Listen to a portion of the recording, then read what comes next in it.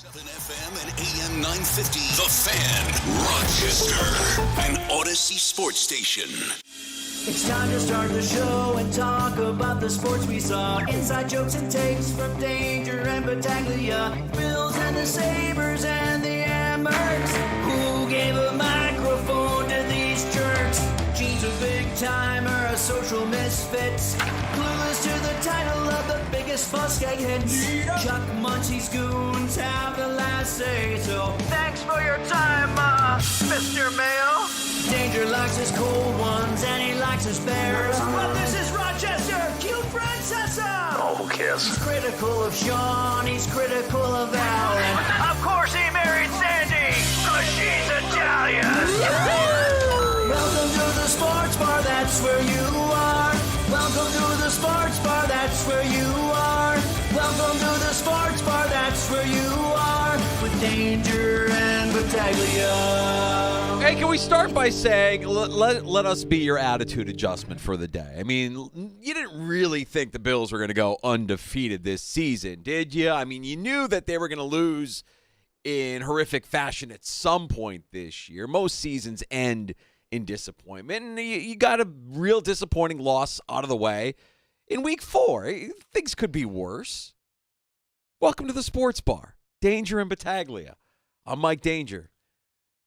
I'm going to be professional today, and I hear what you're saying, but as far as me and everybody else that loves the Mets, not in a good mood, so I don't know if that's going to cause anything. You know, Gino, it's fine. It's early in the afternoon.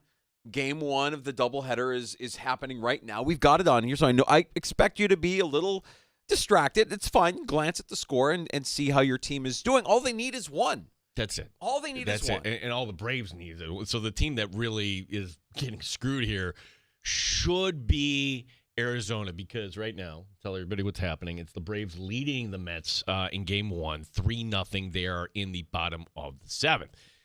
Well, that would mean the Braves are in. And if the Braves are in, what's the incentive to go sweep the Mets? That's right. Not a lot. Not a lot. So with that, it would behoove, actually, the Braves just to kind of wrap it up, swing at the first pitch, put out whatever the worst arms on your rotation, let guys rest for the games that really matter tomorrow. That's what you would think would happen. And in that scenario, I'm bracing for the let me feed you content. In that scenario, though, the Mets win Game 2 of the doubleheader, and the Diamondbacks, who honestly should have won, I mean, they should have won yesterday to increase their. They don't want to back in. Nobody wants to back in. No, and so the Braves, by winning, their destination is San Diego. So it's either the Diamondbacks going to Milwaukee or the Mets going to Milwaukee. So maybe this all works out for them. This is also part of the flaw here, too, is that if you had to pick a team, I would think you'd be picking the Milwaukee Brewers because the Padres are one of the hottest teams in baseball. They won more games since the All-Star break than any team in baseball. But I just know the way this goes. You're wearing your Mets pullover. That's a lucky shirt. I'm imagining you're wearing that today because that's a lucky shirt. No, luck. What are you talking about? I don't have any shirts from 1985 still, or 86 lying around. Okay, 85 is your team. Those would be the lucky Mets shirts. Would be the 86 ones. Yeah, but like you said, they're going to lose to the Gwinnett Stripers. I'll feed you the whole. Do you know the rest of the Braves minor league system? Are they playing in Game 2 of the doubleheader? Yeah. What do they have? You have the Double-A team is the Mississippi Braves. Uh huh. The High A team are the Rome Braves. Uh huh. And then the Low-A team are the Augusta Green Jackets. The Augusta Green Jackets. Okay. We'll just say I like Gwinnett. I think Gwinnett is nice. That the Braves aren't really the Braves. They're the Gwinnett Stripers with all the injuries that they've had to endure this season. I thought you were going to go with you're losing to the Augusta Green Jackets. I'm not saying anything about your team losing. All they have to do is win one. Lose Game 1, it's fine. You lose Game 1, you shouldn't be upset.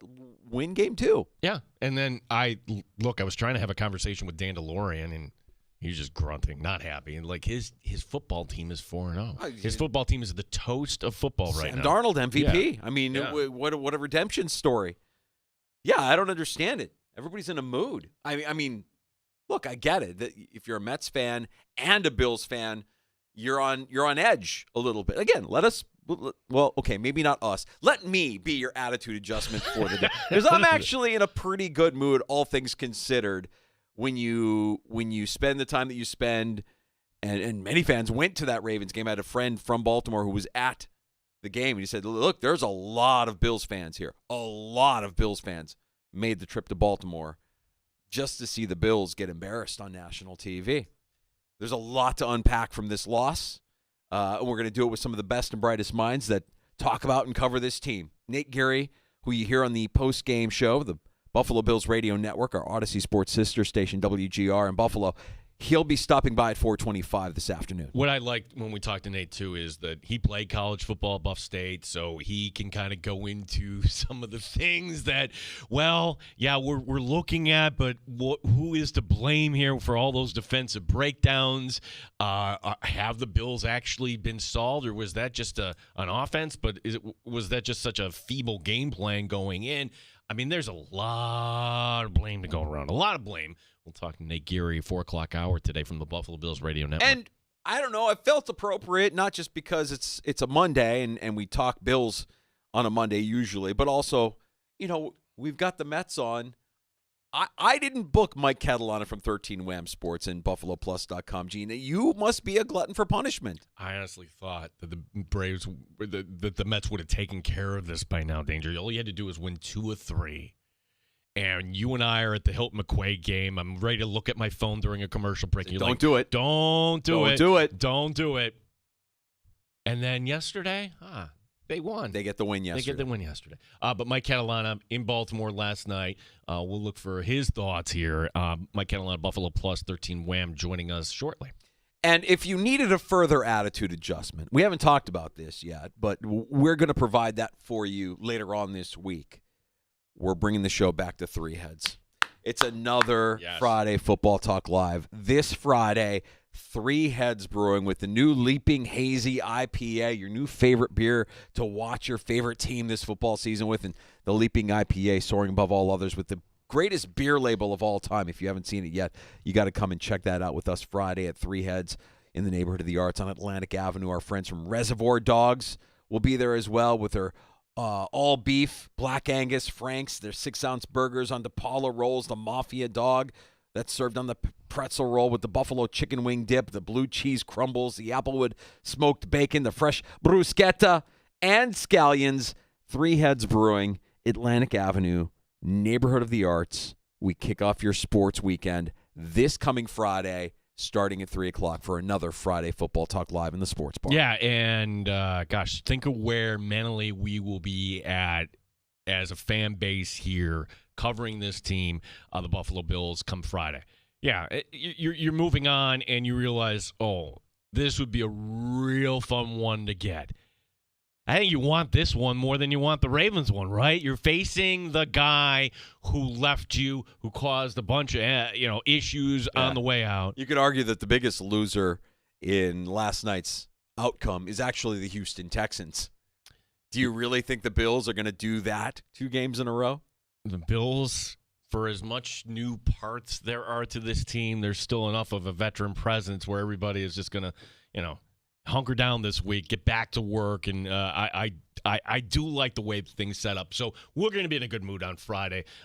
Join us at Three Heads for the show 3 to 6. We appreciate you enjoying the show, however you may be doing so this afternoon. If you're listening locally at 95.7 FM, AM 950, thanks for that. Also, the free-to-download Odyssey app where we sound our best. You can get us on your smart device when you ask it to play 95.7 The Fan. And we're streaming the show on our YouTube channel at The Fan Rochester, on Twitch at The Fan Rochester as well. And we have time for your calls at 866-4FAN, 585-866-4326. Shall we go to the phones and then we can just kind of let's roll the boulder down the hill and see what happens. Yeah, honestly, you watched it last night. You see problems, but are they correctable? Our friend Tim in San Diego is starting us off. Hey, Tim, what's up, bud? Are they correctable? Of course they are. But, there always seems to be a stinker game every season, at least one or two that McDermott turns in, the coaching staff, where you're just outplayed, outcoached. Josh Allen said there was, we need to play with more urgency. I'm like, the Ravens obviously were the more desperate team. They played with that urgency. They played with that intensity because they're 1-2. They're facing 1-3 if they lose, and that's a hard hole, obviously, to dig yourself out of. But I mean, last night, you kind of forget, it's like, they do have Zay Flowers and obviously Derrick Henry, and Derrick Henry ran roughshod over that defense. And the Bills just, both the O-line and the D-line just got manhandled last night. And I don't know what happens, in the course of a week, but you got to realize, Baltimore is going to come out firing, and they did. And the Bills didn't answer the bell, unfortunately. They were starting to in the second half, then all of a sudden Joe Brady wanted to try and get all sneaky and crafty, and probably one of the dumbest play calls in the history of the NFL. But also you look back at the 4th and 2, in the first half when they had some momentum going, and McDermott reverted back to his conservative ways, and he's been very aggressive already this year going for it on the 4th down. Why he didn't do that? I know why he didn't do that, because he didn't want to give Lamar a short field that they didn't convert, which is okay. Yeah, the reasoning is there. I get it, but you got to keep going. When you're on the road, you have to press on that gas pedal, and you got to just keep the momentum going. And those two obviously instances that didn't happen. But overall, I think going into the Texans, this is one they really want, obviously. But they're facing a tough Texans team too. Defensively, they're not bad. I mean, they're going to bring some heat, and let's see how the Bills got knocked down. Let's see how they respond after such a bad loss.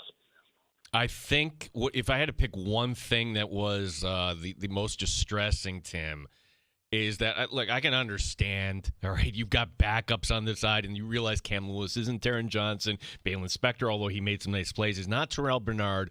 But I didn't expect both sides of the line to get blown up the way they did. Spencer Brown, for all that he did right in the first 2 games, 3 games, did not look like himself last night. And the defensive line, sure, where was Oliver? Where was Daquan Jones? Where was that push last night? It didn't happen, obviously. Yeah. But to switch topics, go Padres. It doesn't matter, the Mets or Braves. They're going to win. They're definitely going to move on, and Padre fever, catch it. Mets going down to yellow and brown. There's a development here. I don't know if you saw this during the call. Of course I did. Okay, just making sure. The Mets have scored. Yes, Alvarez with an RBI double. They're on the board. And they got the tying run on second now. Things are going to be okay. Or Thanks. Actually, the tying run to the plate. Got to appreciate Tim in San Diego, who always kicks us off after a Bills win or a Bills loss. Man, there's a lot to unpack there. I get people being critical of Sean McDermott for going conservative when he went conservative, because but to say that he's always been conservative, I really think that in recent times he hasn't been conservative. He has been aggressive. He has gone for it on 4th down and been successful at going into 4th down. I guess going away from it right there just kind of lacked, to me, any sense of rhythm that the offense was in. Like you knew that this offense was in rhythm. They were moving. You already had converted a 4th down. But because it was an extra yard, you said, no, I'm not going to do it. Yeah, you had 4th and inches in your own territory, and you go for it, which that's the correct call. You have Josh Allen lean forward, and but 4th and 2, no, it just looks worse because then the next play, sure, you get the punt, you flip the field position, it's complimentary football, and then what happens? Then what happens next there? Like Derrick Henry reminds us that is a problem. Like he is always, that has been the style here. What showed to me last night, Danger, is that, well, Poyer and High weren't Poyer and High last year, but we judged them on the heyday, right, when they were in their prime. Rapp and Hamlin, well, not good last night. Right. I mean, it was very clear that the Ravens knew what to attack on the Bills' defense, and the Bills' defense, undersized and inexperienced, and Balin Spector and Dorian Williams just out of place most of the night, and Baltimore just kind of kept attacking that spine of the Bills' defense. You mentioned the defensive line. There was absolutely nothing from Daquan Jones and Ed Oliver in last night's game. Spector, Williams, they just looked outclassed and couldn't get off their blocks. I mean, every time DeMar Hamlin was available to make a play, he was getting blocked to the moon. Size matters, speed matters, physicality more than anything in a game like this against the Ravens matters, and they're one of the most physical teams in the league. That was a massive test for the Buffalo Bills, and they failed from a physical standpoint. I don't know that you're facing a more physical team than that throughout the course of the year, but you know what they are. You know, just to see that interior of the Ravens' offensive line do everything that they did, to see how physical they were in being able to open up those holes, the big gashing plays that they were able to make offensively. There was no answer. And then you get to the second half, and you start to look like a team that we've seen already this year. The Bills came out with a little bit more of that urgency. Oh, sorry, Gene. Okay. I'm sorry. I am totally – you were making valid points, okay? This is essentially a playoff game. I'm sorry. I'm completely distracted. This is bad radio. I understand Lindor RBI single. It's now 3-2. Go ahead, Mike. Sorry. I'm sorry. You're sorry. I'm the one interrupting you. No, we can do play-by-play of the Mets if you want to. No, legally we can't. Well, we could say what's happening like we just did. We can, anyways, I think that everything that was going right for them to start the second half got derailed, and this is the point of the show where we can say, what the hell was Sean McDermott and Joe Brady thinking? Whenever the Bills go for the trick play, if it just because they're first and foremost trick plays so rarely get executed to perfection at the pro level. Why are we calling them? I think of the fake punt with DeMar Hamlin against the Chiefs. Yes. And then you have the Curtis Samuel play from last night that ends horribly and completely kills any momentum that you had going in the second half. It was 21-10 when you called that play, and you were moving the ball, and you kind of had Baltimore on their heels, and you know that this is a Ravens team that has struggled to put away opponents with John Harbaugh as their head coach. So you had a sense that in the third quarter there, you could still make hay, you could still find a way back into that game, even though up to that point it was really one-sided. And that play just blows everything up. Yeah, a couple thoughts on that play, Danger. One, when it happened, did you not think, oh my gosh, they just got Josh Allen killed here? It reminded me of when Allen got hurt his rookie season in Houston. He had the elbow issue. When he's cocking back to throw and he's getting hit on that arm while he's throwing, that looks so dangerous last night. And then, okay, he's looking at the tablet. He's going to be fine. Thought number two, I don't think they have any idea how to use Curtis Samuel through 4 games. I thought Curtis Samuel was actually the guy that, sure, you can have him on an end around. Sure, he can do things as a wide receiver, but wasn't he supposed to be the guy that maybe stretches the defense here a little bit?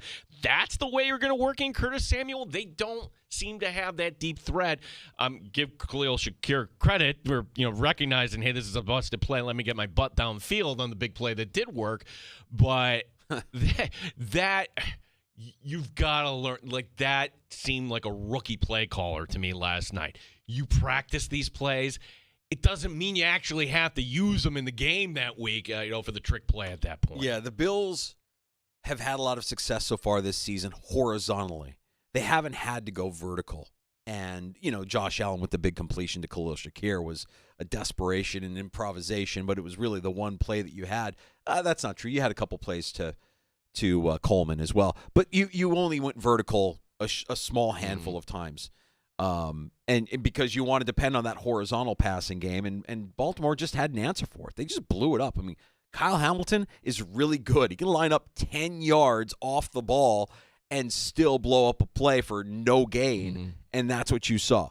Yes, the play calling offensively left something to be desired.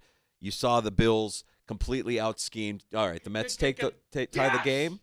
No, they just tied it. They just tied the game? They brought in Iglesias. The Braves brought in their closer, and now it's 3-3 in the 8th. We should take a break. Let's just take a break.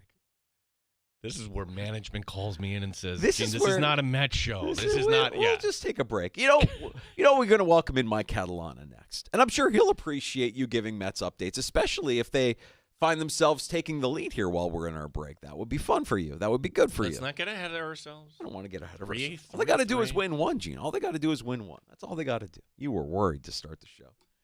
It was 3-0 20 minutes ago. Very grumpy. Sports bars, good luck. See that? Sports bar karma. Nothing has happened. 13 Wham at BuffaloPlus.com's Mike Catalana joins us next. And we'll talk more Bills from last night. We'll also keep you updated on what's going on here with the doubleheader in Atlanta and whether or not the Mets will find themselves in the postseason. That's all coming up here on The Fan Rochester.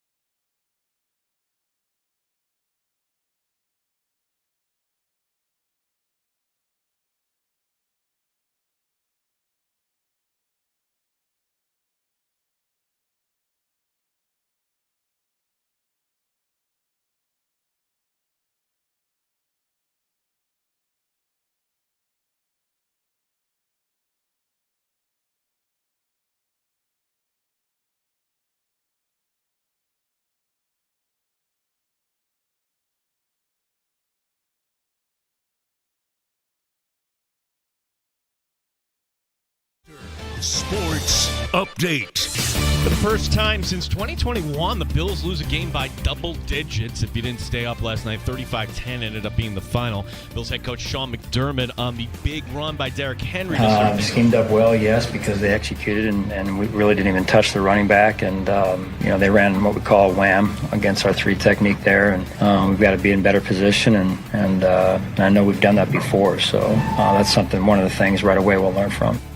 Now it's on to Houston. We'll talk to 13 Wham and Buffalo Plus's Mike Catalana coming up next year in the Sports Bar. Not one but two games tonight on Monday Night Football. It's the Dolphins and Titans and the Seahawks and the Lions. Game one of the doubleheader in Atlanta between the Mets and the Braves. The Mets have scored 6 times in the top of the 8th. Brandon Nimmo with a 2-run homer. 6-3, New York leading Atlanta. Gene Battaglia in the Sports Leader. The Fan, Rochester. They've raised the bar on Rochester Sports Talk. You're in the Sports Bar with Danger and Battaglia on the Sports Leader, 95.7 FM and AM 950 The Fan, Rochester.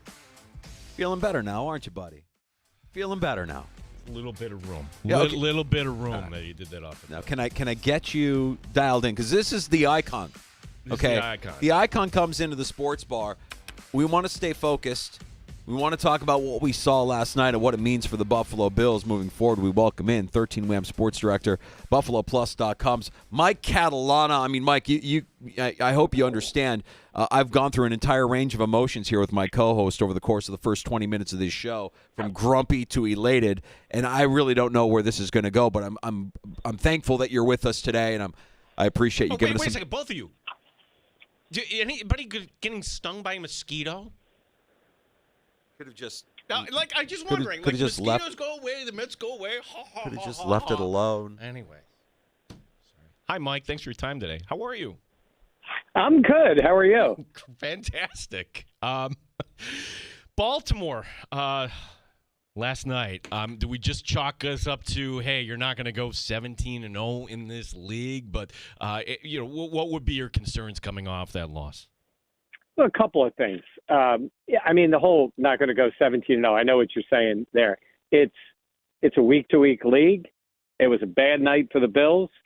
I will chalk it up as a loss. I'm concerned about one thing, is they got physically manhandled on both lines of scrimmage. Everybody's talking about all these other somewhat nuanced things, and talking about going for it on 4th down and this play, that play. They got their butts kicked in the game, both sides, no question. And so that, to me, is more of a concern than any other thing. Whether they would have come back a little bit more and gotten closer, or who knows what would have happened. It was a physical mismatch in the game, which is it's still only one game, but boy, that's a little concerning to see that happen to them on both lines of scrimmage. Is that a function of the team that they were playing? I mean, Baltimore, you could argue, is the most physical team in the NFL, and when they're playing the way they're playing last night, and by the way, I don't think Baltimore is as good as they looked last night, and I don't think the Bills are as bad as they looked last night either. Well, wait a minute. Danger, that's a much more too rational of take to take moments after a game. You can't do that. It has to be fire everybody. They're great. They're terrible. I watched the Ravens, should have been 3-0, blow one game totally and nearly blow another one, but they came back, and I got to say, they outcoached them. They outplayed them. They did everything very well. They had one little moment there where they let the Bills think they had some hopes, and then the Bills said, you know what, we don't really want to get back in this game, so we're going to do something dumb. Mike, could it just be as simple as you're and it certainly is an excuse, you're down 3 key pieces to your defense, and I don't know if that makes a difference. Are we expecting Bernard to be back here this week? Well, it sure seems like it. He was on the practice field at the red jersey, not cleared up. He was at the game. He's on the sidelines. I saw him, and I saw Taron Johnson. They didn't put him on IR in that case with the hope that they'd be back within that time. You would think that there's a good chance he's ready. It didn't help. I'll put it to you this way. If you have him out there and you have Taron Johnson out there, they're a different team. Look, the expectations are if you come in the game to play for the Bills, they expect you to play well. But in no magic way is, Cam Lewis and, Balen Spector replace those guys. So when you have issues on the D line and really Baltimore's offensive line, the scheme, everything did a great job. They did a great job. And then you get guys that are lesser players. So yes, it contributed to it, but that's the part that got me. It was like physically on both sides. Really, the Bills O-line, which has been very good, had a rough night. They really did. And Josh was running for his life. So, they had their offense together, and the offense really had a poor night in general. So, I'll chalk it up a lot that it's a bad night, all around. That's players, that's coaches, everything. I just thought it was a tough night for the Bills. It happens so infrequently, and it's happened so infrequently during the Josh Allen era here that you imagine that they'll forget about this and they won't show up and put up two stinkers in a row. And it just so happens that you're going to Houston to take on the Texans, which is a game you obviously want to put your stamp on, and there's other narratives, of course, to that game. Is the biggest loser from last night actually the Houston Texans, knowing that the Bills probably don't have two bad games in a row, or they come out with something to prove, even more to prove in Week 5? I am a big believer in how you played the week before, how it impacts the next week. The Bills, you're right. Bills have been a pretty consistent team. Doesn't mean they don't have bad games, but usually even if they have a poor game, it's close. And this time it was different. I actually believe if by some way it doesn't work that way, they were going to Baltimore again the next week, it would be a much closer game and a different game. I just think that's just the nature of the NFL by the way teams play. And I'm with you on that a little bit. I would tell you this. If you said right now, Bills are going to split the next two games and you give them the Jets game and the loss to the Texans, I would take that for them. I would take 4-2, beating the Jets, being in control of the division, because that is still the more important game of the next two. But it's a physical team, and Houston is, okay that way. The Jets are pretty physical. That's a tough stretch of 3 straight games to go. You got to get 1. You would love to get 2. Obviously, now you're not going to get 3. But yes, I do believe it. I do believe when you get your butt kicked like that, everybody's got their attention more than just, losing a game by 3 or 4 points. Yeah, Mike, I think you're going a place I love here in terms of, okay, let's just measure the Bills against the rest of the division. And I don't know if you had a chance yesterday to take in the Jets and Broncos. I wish I had those 3 hours of my life back after watching that yesterday. But I just came away thinking, boy, the Jets have bigger problems than we might have anticipated here. Just your thoughts on what's going on down there as they pick up a loss that nobody really expected. Yeah, I was watching parts of it. We were doing some live shots before the game, and everybody sort of was keeping an eye on the game. And when you watch them, something's off, right? Yeah, I know there was this narrative that the Jets defense is that good. All they need is competent quarterback play. That's all Rodgers has to do, and they'll win a lot of games. And then you watch them, and it's like, Rodgers did look good the last game on that Thursday night. He was throwing the ball well. They were moving, or Monday night, what it was, moving the ball offensively. But it's just, there's something off. Denver does have a pretty decent defense, but you can't lose that game at home to Denver. You just can't if you're going to be that kind of team. And between he and Saleh, it's not good. The vibe there is off. Doesn't mean they can't win games. What do they go to London next, right, against Minnesota? And then they play the Bills coming back home. So it's a big stretch for the Jets too over the next couple of weeks. But I felt good about it. I thought they would win the division. I thought they'd beat out the Jets. I didn't think Miami was any good, and I knew New England would struggle. It's sort of playing out that way. But that game a week from Monday, I guess, 2 weeks from today is going to be pretty big for them. Mike, do the Bills continue to have a Tyler Bass problem? He hit on the one you didn't think he was going to hit, and then he misses the one that you needed that you thought he would hit. This is. Are we going to get more kickers working out? Do you think that they continue down this path, or are they going to let him try to sort this out in his own head? Yeah, Danger. When you look, it's 40 some odd yard kicks here. The league has changed. It's the old 40s or 50s. I kind of wish it worked that way, really, in general. But anyhow, and guys make 60s. I'm not asking him to make a 65-yarder. He's lining up to make that kick. And I'm sitting next to Andy Young from Spectrum, and we're sitting in the press box, and I said, do you have confidence he's going to make this? And Andy's like, nope. And then he missed it. He's had a couple of not even pressure, but like that one, if he makes it, that's great. It's not a heavy pressure one. They're not going to win the game. Keeps him in it a little bit, and he misses it. And it really wasn't close. And I'm thinking to myself, we've seen several of these. The end of the Pittsburgh game in the playoffs last year, when they could have made it a 3-score game and he shanks it left. He just – I don't have confidence in him. And I wonder. And then you start thinking to yourself, all right, there hasn't been a lot of kicker changes 4 weeks into the year. I don't know who the league believes are the good kickers that are still out there, if there are. But if you're Brandon Beane, you're sitting there going, we brought in a couple of kickers. Maybe we didn't see enough. If there's somebody out there they have their eye on, don't you maybe get them on the practice squad now? Or don't you, if you're ready to make a move? Like, I don't want to see them waiting 3 more weeks, have one more missed kick, and then say, okay, this is the time. I think they've given Bass a lot of opportunities to kick his way out of it. It hasn't happened. And I don't know if he's going to get back to where he was, or even to the point where you can have faith in him when you're making decisions on what you do offensively. 13 Wham Buffalo Plus Mike Catalana joining us as the team will be back at practice coming up on Wednesday, and it's on the Houston here, Mike, and we all get to kind of relive the whole Diggs era there and how it kind of ended. I mean, what is the anticipation this week? I would expect everybody in that Bills locker room to say nice things and kind of downplay it. What are your thoughts here about facing Diggs once again?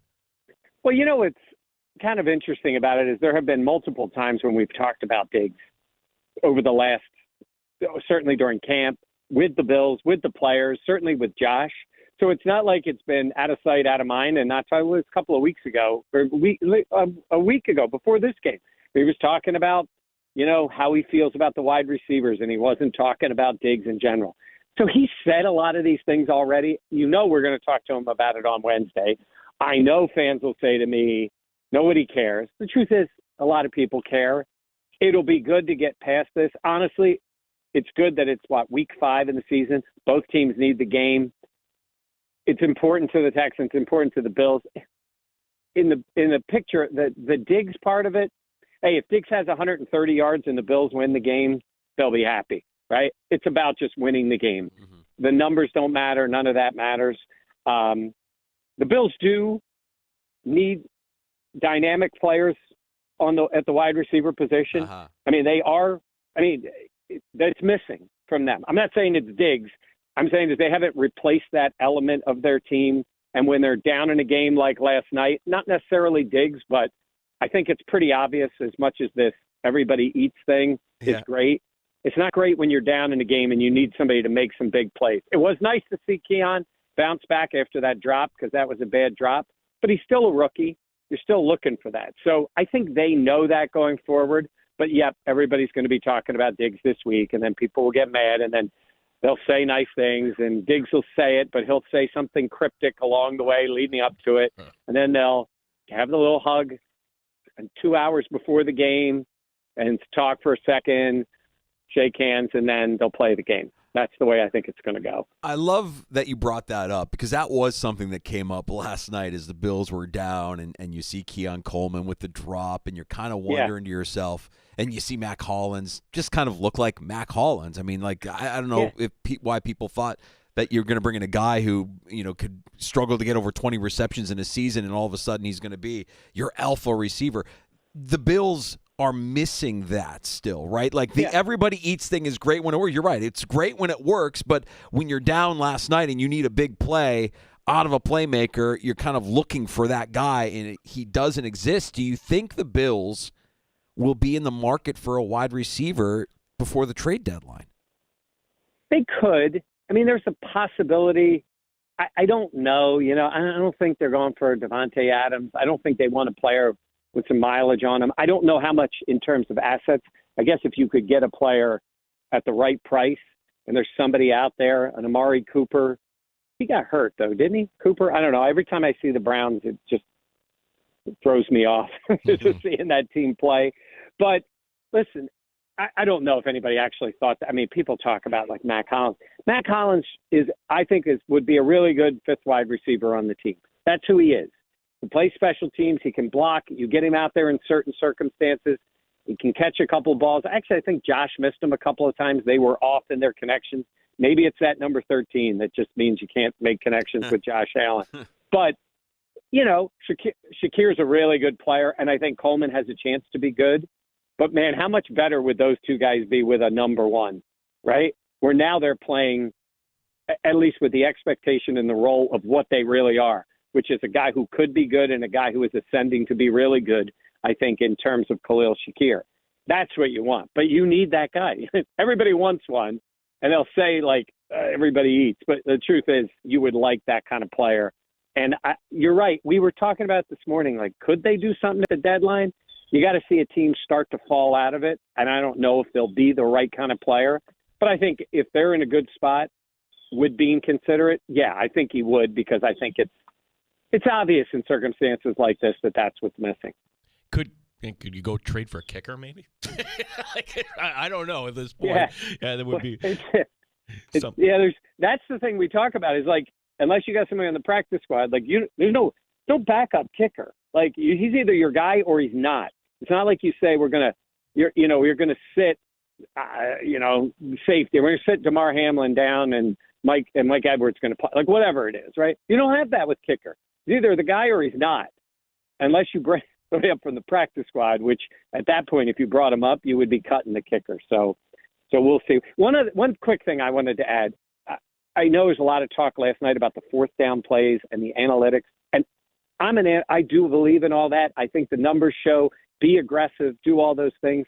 I will say sometimes, not to sound like an old man here doing this, but the elements of the game, the circumstances of the game need to still play into it. Like early in that game, I don't know what you guys were thinking, but they had a 2nd and 5, I think, or a 2nd and 2, and they ran it and got nothing. And then Josh went to throw it and got rocked as he had to get rid of the ball quickly. They got blown up on the offensive line 2 straight plays, and then he punted the ball. And I know the numbers will say go for it because it helps your win percentage, all that. But in that moment, watching those 2 plays, I'm like, they ain't getting 2 yards on this next play. Right. I just didn't feel it. And it's early in the game. And you know, when it's 4th and half a yard and you can run the Philly, brotherly shove, go ahead. But, man, 2 yards at that moment, when I'm watching it, looked like about 9 because they were getting blown up. I do think that element should come into a coach's mind at times where you don't just say, well, the numbers say go for it and go for it. And other times when you got them on their heels, put the pressure on them. So I think in hindsight, I looked at it and thought, well, he might as well have gone for it because the defense couldn't do anything. Right. That's a pretty rare thing for the Bills defense to get pushed around like that, like they did. So maybe McDermott could have been more aggressive, but I don't find any of those decisions for the most part to be totally black and white. And when you're losing the line of scrimmage, man, it's a tough way to do business. Yeah, Mike, it's just kind of reflect here. The last time the Bills lost by double digits, that was the Jonathan Taylor game. We're never going to see another stretch like this in Buffalo Bills history. Well, really, in anybody. And I had somebody right away tweet at us, and they were like, you don't see that happen to the Chiefs. Did you see the Chiefs and the Raiders last year on Christmas Day? The Raiders ran all over them for like 260 yards and blew them out. And there was a lot of – I mean, it's still the Chiefs, and we all know, yes, they won the Super Bowl. But it happens. It happens to teams. It just doesn't happen to the Bills because they usually are pretty disciplined. They usually find a way, and they have Josh Allen, so they're never out of it. But yeah, it's quite a stretch. And you know what? The odds are pretty good. It might happen again this year. I mean, it could happen Sunday. Like, you don't know how the league's going to go other than the fact that it is a long season. We haven't even hit October, and I picked them to be 10-7. I think maybe they can be better than that. But, these next 2 games will tell us a lot more, and we'll see how they bounce back from really, just like I said at the beginning. I mean, they got their butts whooped in that game. I actually think it makes it a little easier to move on from it than if it was close because they just don't go through this very often. But, flush it, burn the tape, move on after this one. Mike, I'm going to make an executive decision here in the middle of the sports bar and shift gears from the Bills to Major League Baseball because you just get that smirk off your face. I'm watching you. I'm not even watching the game. I'm grin. watching you, and you're just gripping. And you have a lead. Yes, the bases are loaded in the bottom of the eighth. 2 outs, and Ozzie Albies is up for the Braves. One swing of the bat here could change the fate. This is because I opened my mouth at the beginning of the segment. I feel responsible for this. I mean, I don't understand. I don't know what this is going on. The playoffs don't start. The playoffs start Saturday, right? Well, there are some teams, Mike, that are still fighting for a playoff spot. One of them happens to be cute. Yeah, Gene's That's New York nice. Mets. Yeah, it is cute. It is nice. Yeah, I mean, whoever wins this game, I'm going to guess, sits everybody the next game as best you can, right? I don't even know what you do. You got to pitch somebody. Meanwhile, just relaying in real time, the Braves have just taken the lead 7-6. No, they didn't. On an Ozzie Albies double that cleared.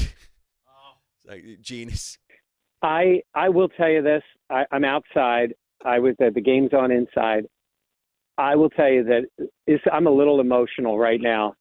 I enjoy coming on your guys' show, but for me to be able to be on the show, hearing Gene in pain is something I will always remember. This is an all-time moment in the sports bar. This is against Diaz too. This is a problem. Like now, even if you somehow get to Milwaukee, you can't use them. This is an all-timer, Mike. 6 RBI for Albies. Let's This is Danger, you got to carry that. I got it. I'm a mess Mike, right now. Mike, Gene's going to sit in timeout for a little bit while his team regroups You know, and it's so looks funny. ahead to game 2 of the doubleheader. Fates was talking to other guys, and Dan did his thing where he said he wasn't going to watch. He's watching. They sucked him back. Okay, because he wasn't going to watch. But they were talking about they should have a deal. Like they just joking about what these teams. If you're the Braves, you hate the Mets, right? If you're the Mets, you hate the Braves, right? If you win, what are you doing in the next game? Let's just say the Braves hold on and win. The next game, you're going to still do what's best for you. But the guys going up to the plate want to hit. The pitchers want to get guys out. Like, there's no guarantee in baseball of it. The Mets win the next game if they lose this one. There's and if no you're the guarantee. Braves and you can eliminate, or the Mets, and you can eliminate, like for the Mets, imagine for the Mets if they come back and win this game, that they can turn around and go, oh, and we eliminated the Braves and got them out.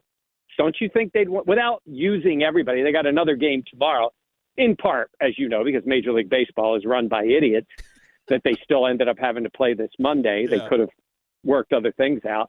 But it does warm my heart to see this. Tell Gene not to worry. I'm sure, knowing the Mets' history, if they lose this, they'll win the second game, right? Danger. That's the way it usually works. Right? Yeah, I mean, they I never think really play poorly in Atlanta. it's an automatic. You just got to win You can't one. script this.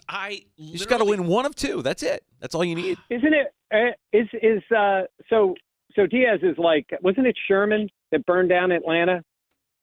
Isn't that the thing? Wasn't it General Sherman? What is that? I remember that from history. Is that what Diaz is doing here? To make matters worse, it's not an error. You could have gotten out of this 6-4 with the lead 2 runs, but Diaz Cover first. Did not cover first, Mike. He didn't Well, cover first. that's a tough thing for a pitcher. I'm sure he's never had to cover first base before.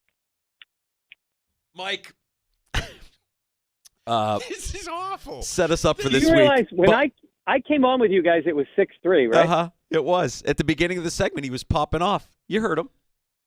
Oh, yeah, he was. Hey, and by the way, the Braves bullpen this game isn't over either. So, No, it certainly isn't. But before we let you go, I want to make sure you have plenty of time to let everybody know about what you're working on at BuffaloPlus.com. What does the week look like here leading up to Houston? all right, so Buffalo Plus on Dan and I on the YouTube channel. It's so funny, Danger. We record last night at 2 o'clock or 1 o'clock in the morning, and I wanted to know from people, like, when do you watch this? Because you lose a game like that, some people need to cleanse for hours and then come back in the afternoon. It's kind of funny the way people handle a loss, but we have our video there. We'll be talking to a reporter in Houston tomorrow to do our What They're Talking About segment. We'll be at practice on Wednesday. We'll do our podcast live on Thursday. And then Jenna and I are heading to Houston on Saturday. So we got plenty of content on there. Yeah, and then maybe we'll even throw in some baseball. It seems to be getting more and more interesting. Thanks for your time, Mike. Anytime, Gene. Hey, listen, I just want it on the record. I came on with the Mets leading. I leave with the Mets losing. I'm not saying I had anything to do with it, but I'm just saying. It's happening.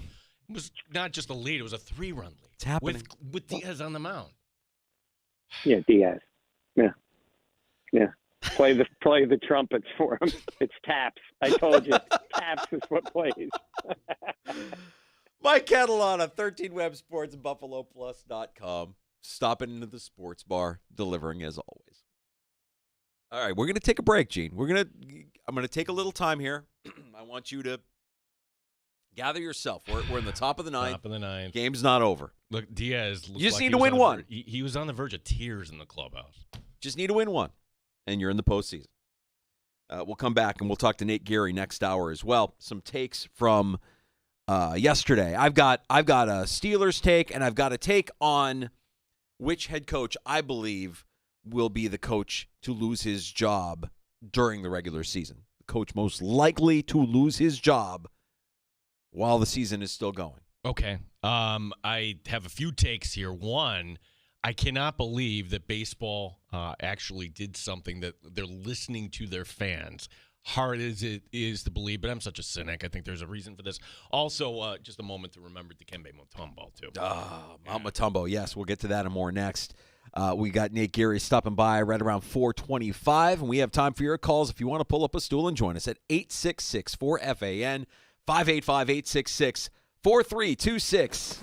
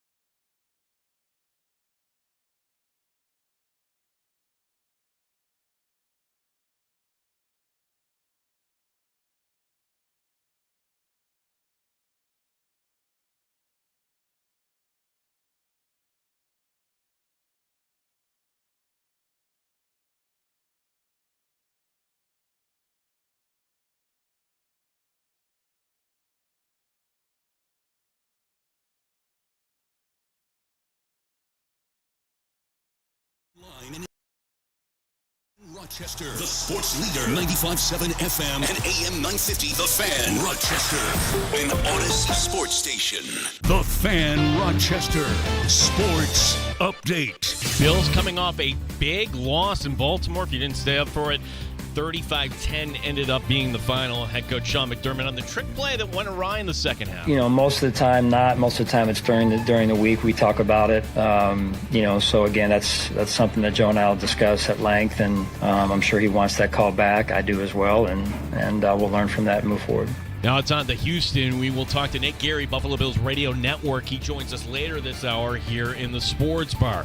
2 games tonight on Monday Night Football. It's the Dolphins and the Titans, and the Seahawks and the Lions. Game 1 of a doubleheader between the Mets and Braves. This game now in favor of the Mets. 8-7. They're in the bottom of the ninth. Francisco Lindor with a 2-run homer in the top of the ninth.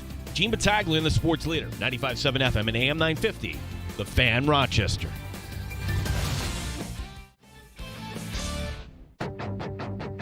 The Sports Bar with Danger and Battaglia. Your final here in Baltimore, Ravens 35, Bills 10. We said it going into the game. This was going to be their most physical matchup thus far this season, and it proved to be that in every way, shape, and form. And for the first time, the Bills lost the line of scrimmage battle badly on both sides of the ball. Mike Danger. I actually need to see them fall on their face before I start believing. Are they really good? Yeah, with all that being said, we're all here licking our wounds on a blame assessment Monday. Gene Battaglia. Along the way, you're going to stub your toe, and no one goes 17-0 in this league. I'm sorry. So this is Derrick Henry and Lamar Jackson, and the Ravens just do what they're good at. 95.7 FM and AM 950, The Fan, Rochester. Tough loss for the Buffalo Bills. Derrick Henry. Man, the entire league whiffed on Derrick Henry. 24 carries, 199 yards. He had 1 rushing touchdown, a receiving touchdown. He was a man on a mission. Fan Rochester's Man on a Mission, brought to you by the Open Door Mission. Go to opendoormission.com to see how you can guarantee a win for someone today. At least he didn't get to 200. They didn't try to feed him that at the end. Little moral victory. I mean, he would have gotten it with relative ease, the way that they were moving things around last night in Baltimore. Yeah, you heard Brownie. That was it, right? We could talk about 4th and 2. We can talk about the replacements on the back end. We can talk about that weird play call, right? The trick play. But ultimately, if you are getting that manhandled on both sides of the line of scrimmage, what does it even matter? And that was I don't want to say alarming because it still is September, but it is something that we're going to keep in the back of our mind that, okay, when the Bills were looking so physical against the Dolphins and so physical against the Jaguars, they didn't bring it last night. No. And you see teams every now and then. I mean, Jacksonville looked manhandled by the Bills last. There was no physicality in Jacksonville's game. Dallas last year, there was no physicality in Dallas's game. The Bills completely manhandled. And I think every now and then a team is just overwhelmed, or the matchups just work out so favorably for the opponent. I mean, this looked as bad for the Bills. I think this is the most outmatched I've seen them since the Cincinnati playoff loss in 2022. Watching that game, I remember that game just saying they have no answer and they're just being pushed around. They're just not physical at all. So we'll continue to dissect the loss, look ahead to Week 5 as the Bills travel to Houston.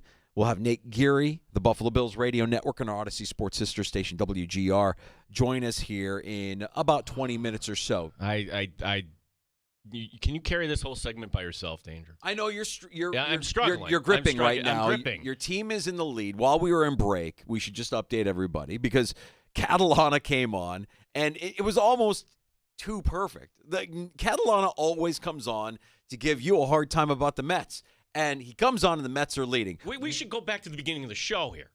Beginning of the show, you're grumpy. Mets are down 3-0. Angry. Grumpy. Like, how is this? Danger. Just, hey, buddy, how are you doing? All you got to do is win one. Okay, so opening segment of the show, Mets score 6 times. Oh, hey, the sun comes out. Everything's looking great. Nimmo with a 2-run homer. And then we go to break. Mets are up 6-3. Catalana comes on and the Braves put up 4 in the bottom of the 8th, including Albies, who has 6 RBI in this game, to take a 1-run lead. While we're talking to Catalana. And then, Danger, this is what brings us up to speed here. Lindor with a 2-run homer. But now you've got the Mets with the tying run for Atlanta on second base. New York leading 8-7. Okay, 2 outs now. You got 2 outs. Hey, all right. I think you're getting this one, Gino. I think you're getting it. No. Now I'm keeping my mouth shut. I don't want to be accused of jinxing anything. Before we get to Nate Geary, some other notes from yesterday in the NFL.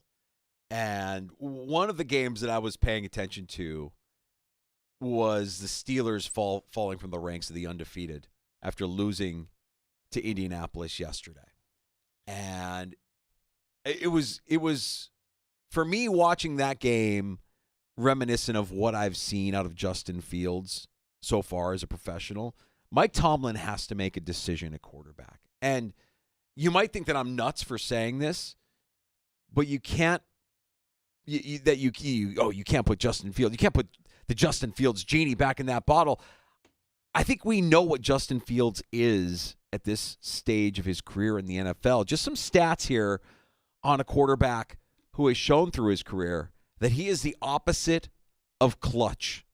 Fields is 0-22 when his team allows more than 20 points for his career. 0-22. In drives that start in the final 10 minutes of the game, when his team just needs a field goal, Fields is 2 for 17 at delivering a successful field goal drive. Start Russell Wilson in Pittsburgh. Start him now. Start him this weekend on Sunday night in Dallas. You know what Fields is at this point. Fields is not good enough. With Wilson, you at least know what he's done in the past. Time to see if he can be that in Pittsburgh. Congratulations, Gene. Your Mets have secured a playoff berth. I'm so sorry, Danger. I'm interrupting your good point there. You should have taken the day off. You should have taken the day off. Mets celebrating now in Atlanta. Francisco Lindor, your true MVP. I've been saying it for a long time. That was exhausting. You know what? It wasn't even a playoff game. It was like, this is what it's going to be like. Oh, wow. All right. Sorry for all the emotions to everybody who does not care about baseball. You should have taken the day off. We could have called it a holiday. We all needed a day to recover after what we saw last night anyways. I gotcha? Gotcha. Okay. So now do the Mets play for game 2 and knock the Braves out here altogether? I say no. Just field the worst team you can, swing at the first pitch, go to Milwaukee instead of San Diego. Back to your point on Justin Fields. Okay, we're assuming Russell Wilson's healthy and ready to go. I'm not pulling the plug on Justin Fields after one game, Danger. I'm sorry, 3-1. He's been, I don't want to say pleasant surprise, but he's been better than you would have expected at this point. And the 0-22, is it really his fault he was on some of those Bears teams with not much around them? It's not clutch. He's just not clutch. He doesn't have the clutch gene. I have never seen it. I didn't see it when he was at Chicago. Certainly didn't see it yesterday. I think you have this luxury if you're Mike Tomlin to see. We don't have to commit to either of these guys. Neither of them are on long-term deals. You can sit them down as you wish and go with the guy that you think is going to give you the best chance to win on a Sunday. And I think what you've seen out of Justin Fields is that he's just not going to be good enough when you need him to be what a quarterback in the NFL should be, clutch. You know Russell Wilson is that. He is shown to be that at minimum through the course of his career. You don't know what he can be this year because you haven't seen him yet. What a time to see him Sunday night in prime time. You know, he'll go through his pregame. He'll go through the whole thing. It'll be a big story in national TV. Just what he wants. Good for the brand. Russell Wilson starts on Sunday. He'll be the first because this is the one thing, and I don't know how I feel about this, Danger. If I was a coach, I would hate it. The player interview before the game. Like, that's the different thing. Now you can put a mic, and there was what was it, Kyle Hamilton last night? Like, you can put a mic in. You know, Russell, not only would he say yes to that, he's volunteering for that, right? That's right. He's volunteering. He wants to talk to Melissa Stark or whoever before the game. Correct. On Sunday. Tough loss today for NBA fans. And I'm talking like longtime NBA fans. The 80s and 90s, that was a different era in the league, was it not? Had some flair, the talent back then. And we lost somebody way too young. Dikembe Mutombo, brain cancer, age 58. Danger. I loved this guy. And you're talking to, I'm a Syracuse guy, right? And like, this is somebody that went to Georgetown. The finger waving after he would block a shot. Imagine someone doing that today. I remember when his Denver Nuggets, they were the first ever 8 seed to beat a top seed. That was the Sonics, and just the image of McCollum just being so happy that he pulled it off. Gosh, and even like still having fun in recent years. He was on that Geico commercial recently. He was great. So it was great. Tough one. Yeah, I guess I didn't even realize. I have been following the health of Dikembe Mutombo in recent years. I mean, you saw him in that insurance campaign a couple of years ago, just swatting everything and doing the finger wagging. And you're like, oh, he was great. He was so great. And I didn't realize that he had fallen ill, and 58 is far too young. So that's a loss. That's a big loss. Of course, then you have the legendary story that was confirmed by Alonzo Mourning. You don't know this story? Share the story. He's at Georgetown. He's just coming over. It's a new culture for him. Georgetown comes off a big win. He walks into the college, in college bar there, D.C., announces to the bar, "Who wants to sex Mutombo tonight?" Yeah, it's not the way it kind of goes here. Yeah, I don't know that you can do that then. You certainly can't do that now. Dikembe Mutombo. Well, actually, he didn't say it like that. He said, like Cookie Monster. Yeah. I'm Dikembe, my God. Mutombo will be missed. Yeah. Hot seat season in the NFL. I'm going to tell you the NFL coach that right now, in my opinion, has the most pressure to win now or lose his job in season, where the wheels fall off completely and you're wondering, like, okay, how is he still? Doug Peterson is not great, but I think he's going to make it through the season. I think Brian Daboll makes it through the season. I think Robert Saleh can make it through the season. They've got some pressure. There's some heat there, but I think the guy with the real chance of losing his gig during the season is our guy, Section 5 Sirianni. Nick Sirianni. In the last 11 games, 3-8 as Eagles head coach. In those 11 games, the Eagles' point differential is a -92. And the Eagles fired Doug Peterson when he, too, went 3-8 in his last 11 games.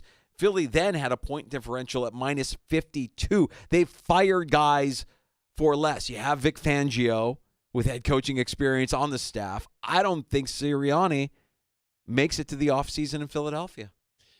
Yeah, that would be like if there's one team, one owner, one GM to make that move right now. Because doesn't this feel like Washington is a fun story, and Washington is just going to – and they're playing the softer schedule there. Like, they've got a lot of goodwill around them, a lot of good vibes.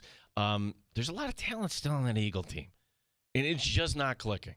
And – we said this since day one about Sirianni. And look, he's from Jamestown, but he just always came across as fake it till you make it guy to me. And in Philadelphia, it was all good when you're winning. Now it's not so good. The difference between him and Peterson, I don't think Peterson and Jackson really cares. I think he knows his fate is sealed. Whether his team finishes 8-9 this year, if they bottom out at 3-14, whatever it is. Sidebar, did you see the Peterson quote yesterday? He was asked about, the question, and this goes back to our conversation with Mio O'Brien 2 weeks ago, that, hey, who's calling the plays? What's going on there? And somebody asked him, hey, moving ahead, are you going to take over the play calling? Peterson could have just deferred it. For what? I thought Taylor called a great game. As coaches, we can't go out there and make plays, right? It's a two-way street. Called out his team. Yeah. Called out his players. Well, doing it through the media, I don't know. It was one of those moments where the coach speak gets shelved just for a brief moment. You lose your composure just for a brief moment, and the media latches on to what you – I mean, you don't like a coach calling out his players in a press conference, but that's exactly what happened there. You have to be more presidential, obviously. I don't know. I think what's going on with Peterson isn't great, obviously, in Jacksonville, and you have a head coach who has, or an owner who has expectations of this team being a playoff team at minimum because of the talent that's on that team. But I think what you have in Philadelphia, the way they lose games, and how you do see talent on, like actual talent on that roster, and they're not able to make it work. I think Sirianni's in trouble. I don't think he makes it to the postseason. Yeah, I tend to agree with you. Brad in Rochester, our number 866-4326, 866-4FAN. Brad, what's up, buddy? Hey, I really think it's a 50-50 shot, coin flip, if it's Peterson or Sirianni. Peterson just called out his whole locker room, which is going to lose the locker room, and that's usually a telltale sign that he's going to get fired. I think Sirianni's already lost the locker room. I think he lost it last year. I think Sirianni's quarterback hates him. Yeah, that's true. And I think that's both. Either one, it's a coin flip. Which one goes first? I don't think either one makes it through. Yeah, that would be something. Yeah, thanks.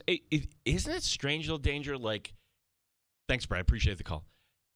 That in other sports, in hockey, you can make the change, and you see this quite often. St. Louis and other examples, like you make a change. Okay, that was all we needed. We win the cup. It's happened in baseball. It never happens in football. And why is that? Part of it is because you're just too afraid to actually make the switch for a team that might kind of just need that adjustment right now. Philly is in that category. If this were baseball or any other sport other than football, you're firing Nick Sirianni today because something can be salvaged. You get somebody in there, but you can't do that in the NFL. I just feel like it always comes down to organizational alignment, right? Like if there's a fracture somewhere from the top down, that eventually permeates its way into the organization, and then you've got some dysfunction. That as long as you have a meddlesome owner in Jacksonville, that the head coach, or let's use Carolina as the example, a better example, right? You have a meddlesome owner who wants to make draft picks and take the wrong quarterback, go against what the coach believes and his scouts believe, and you're frustrated because you can't win in that scenario. You can't win when you've got that, and I think that happens a lot in the NFL, and those fractures happen often. And in Philadelphia, you might have alignment from owner to GM. You might have alignment from GM to head coach, but the alignment between the head coach and the quarterback is not there. And I think that's what's going to cost him his job when it's all said and done. Yeah. The Colts are the next opponent for the Jaguars this week. Also, by the way, we're on the NFL. Congrats to your Bears. I saw Danger Friday night walking out after we did the high school game. Like, dude, your Bears are going to win. They won. I felt pretty good about it going into that game. I know the Rams are beat up, and that's not a full complement of weapons for Matthew Stafford. But look, I'm cautiously encouraged. You get Caleb Williams. Passer rating has improved week by week by week. The offensive line is still not good. The coaching isn't great. The real MVP of that game was the punter for the Bears, Torrey Taylor. He's like, forget about the punt god. Torrey Taylor is the guy, the punter. He was absolutely critical in flipping field position, and the Bears defense did enough. It's typical Rex-era Grossman Bears wins. They're winning it with defense first. That's fine, and you're going to go next week, and I'm not jinxing you. Well, you should be okay. Not Andy Dalton revenge game. I mean, he wasn't able to get the revenge against Cincinnati. Maybe he gets it against Chicago. We'll see. You're fine. Let me sneak in some hot uniform talk from baseball, Danger. You have to be kidding me. Baseball listen to their fan base? Beginning next season, the All-Star Game is going back to teams wearing their primary home and road uniforms for the All-Star Game. God. I am shocked. Shocked. But the cynic in me has to be thinking Fanatics realized, hey, can we make more money selling this stuff that nobody likes? Or maybe we'd actually be better off when Paul Skeens is on the mound. I don't know, to actually show him in a Pirate uniform. Yeah. You'll sell more Skeens Pirate jerseys than you'll sell Skeens All-Star jerseys. It's crazy. Thank goodness that they got rid of those All-Star unis, and they're going back to the way it should be. I just want to thank Jim and Kevin and everybody else writing right now, congratulating me like I had something to do with the Mets actually winning today's game. But first time, Danger, since Buck Showalter, manager here. How many years since the postseason? It's been, 3 years since? 3 years, and this could be the first time you actually went around here since we've been on the air. So you're going to go to Milwaukee, right? It's unless they beat the Braves here in the second. So that's the pick your poison. If you beat the Braves in Game 2, then you're going you go to San Diego. Okay. And you would let Arizona in. I don't want any part of the Padres. Let the Braves in. I don't care. I'm not one to say, just eliminate the Braves just because you want to put them out. No, man, your team is good. You should be able to take care of San Diego. It doesn't matter who the opponent is. Doesn't matter. Go win this game win Game 2. Sweep the Braves. You hate the Braves. Get the Braves out of here. They're not even a real team. This is Gwinnett that you're beating. Beat Gwinnett and then go to San Diego and take care of all the dorky dads doing their yellow and brown dad raps, whatever they were doing. Yeah, that's what's in, guys. Nate Geary, WGR and the Buffalo Bills Radio Network. We'll talk more Bills Ravens next on the Fan.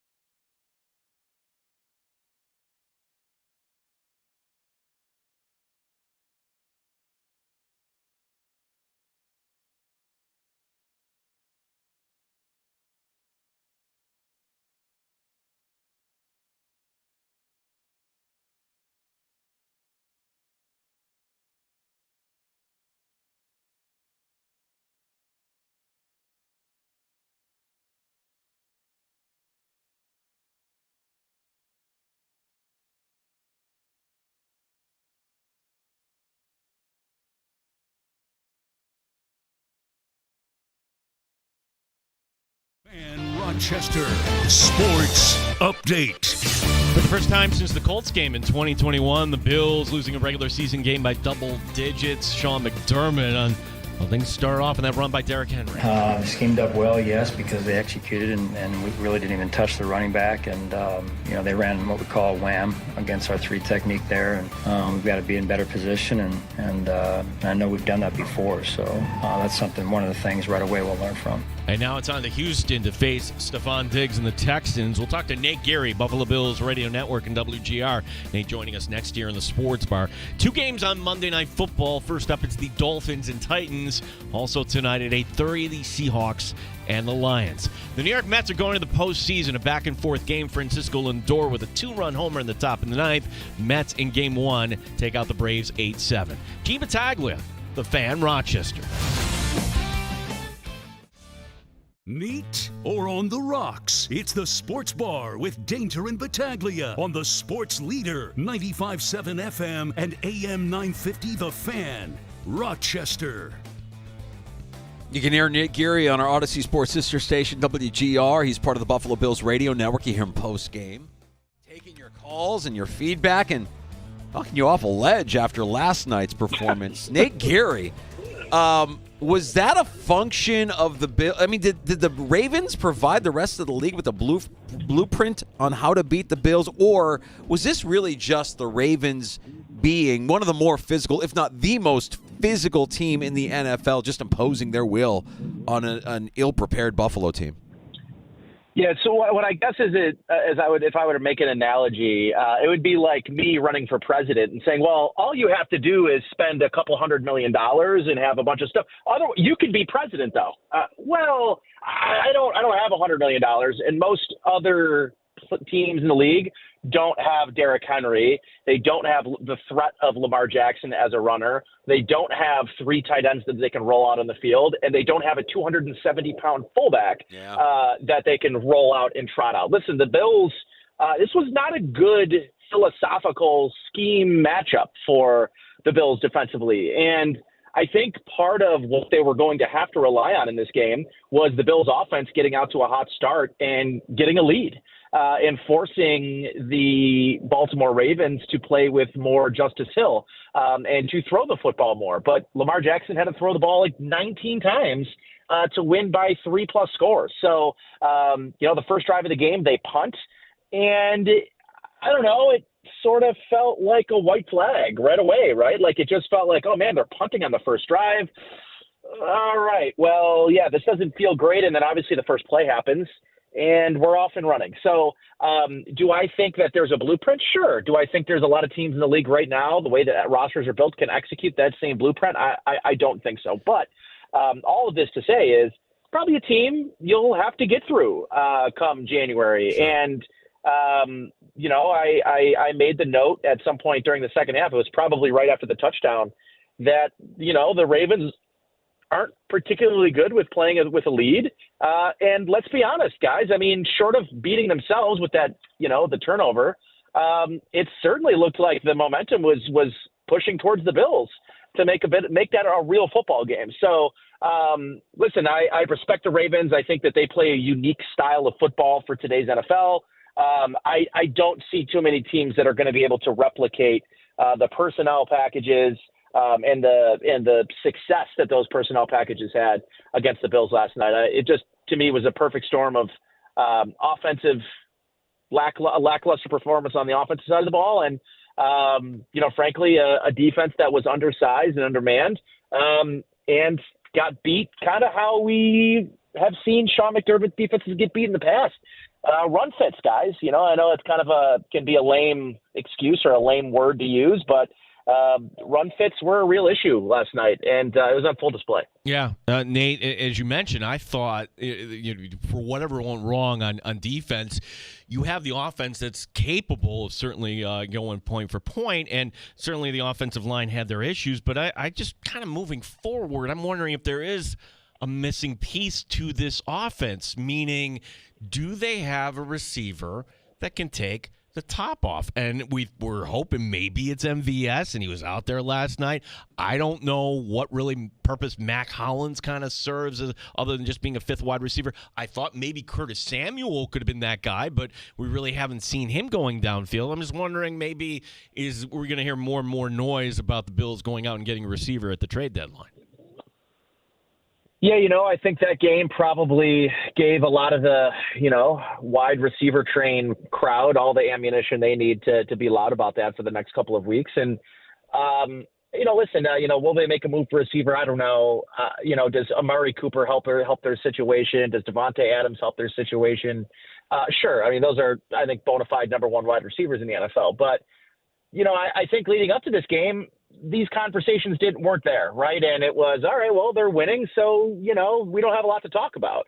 But it was always going to be this. It was always going to be that they lose and that they can't separate. And then we kind of go to the other side of the dramatic list, right? It was, well, the Bills don't need a number one wide receiver, like 48 hours ago. And now it's, well, no, actually they do need a number one receiver. I think there's probably room in a conversation for both sides to be a little bit true on this. I came away thinking maybe less about needing a certain player or a trade, or I kind of just walked away from the game last night, guys, thinking that their floor is a little bit lower than I thought going into that game. I thought that, even if the Bills played their worst game, that they could compete with a team like the Ravens. Here's the thing. The Bills probably played their worst 4 quarters of football in several seasons, and the Ravens probably played their best 4 quarters of football. And I think that has to be part of this conversation when we're sort of reacting to this game in a vacuum, is that one team played one of the best performances. They put 4 quarters together, 3.5 full quarters that we have not seen the Ravens do really for the better part of 2 or 3 seasons now. And for the Bills, they put together consistent 4 quarters of football that we have not seen from Josh Allen and his Bills team. So their floor is a little bit lower than I thought, but I would want to tell you that after week 2 and week 3, that their ceiling is higher than I thought that it was. So all we're talking about is, if the Bills don't have their fastball, which is not what they just did not have their best stuff yesterday. They don't right now appear to have a plan B, the off-speed pitch, that can get them through if the fastball's not working. And that's something I think it's still very early in the season that they're going to be able to develop. So I'm not going to overreact to a bad game. I think what I'm going to take is something collective out of this, that, they're just maybe when they're playing at their worst, not as good as I, thought that they could potentially be, or they could overcome that the way that I thought they maybe could prior. Nate, through 4 games this season, there is one thing is we kind of collect data points here and try to connect them all from what we've seen from this team. I mean, 2 of the 4 games that the Bills have played this season, the defensive line, the interior defensive line, Oliver and Jones, have been invisible. They were invisible week 1. They were invisible last night, and that's such a key to Sean McDermott's defense. What do you think it is? What is it with Ed Oliver and Daquan Jones and the rotation that they have there, where they're not able to find any sort of consistency up front defensively? Well, I'll tell you, first and foremost, yesterday, they used their tendencies against them. The Bills are a penetrating defensive line, especially in the middle. And that first touchdown, I mean, that's on Ed Oliver. I mean, he got up the field, and they did this several times against the Bills, where it was almost like that draw play where it looks like Lamar's dropping back to pass, but then hands it off, and you've got everybody on the defensive line 4 yards in the backfield up the field. So they were using their principles against them. Ed Oliver is a penetrator. He is a gap player that wants to get up the field. And I thought the Ravens did a masterful job using that against them. Teams have not really been able to do that against the Bills defense this year. I don't know that there's a lot I want necessarily, or I think that are obvious fixes or changes for the Bills, but I think they need more consistency from Ed Oliver. They need him to be an every down player. And, even last year at times he goes invisible in the playoffs when they need him. But he had a predominantly pretty darn good season last year. We have not seen that same consistency to start the season. They need that. They just don't have the depth behind Daquan Jones or or Ed Oliver for those guys to not be playing great ball. So I think a little bit too, the linebackers got exposed yesterday as well. Oh, yeah. I tweeted this during the game. The backups look like backups finally. It had taken 3 weeks, but they finally got exposed by a buzzsaw. And I maybe don't want to take more out of that, but I think they do need more from Ed Oliver. I think you heard, as I was waiting on hold, I think I heard in Sean McDermott's comments about, that's a wham, and, our guy got too far off the field, and that's something that's happened in the past, and we've got to get better. I mean, he's talking about Ed Oliver. That has happened to Ed in the past. And it just was unfortunate that it happened on the first play from scrimmage on the offensive side of the ball. Yeah, Nate, here's my confidence level. I don't have any reason to think that the both sides of the line, for that matter, they won't perform better against Houston, and maybe they have the capabilities.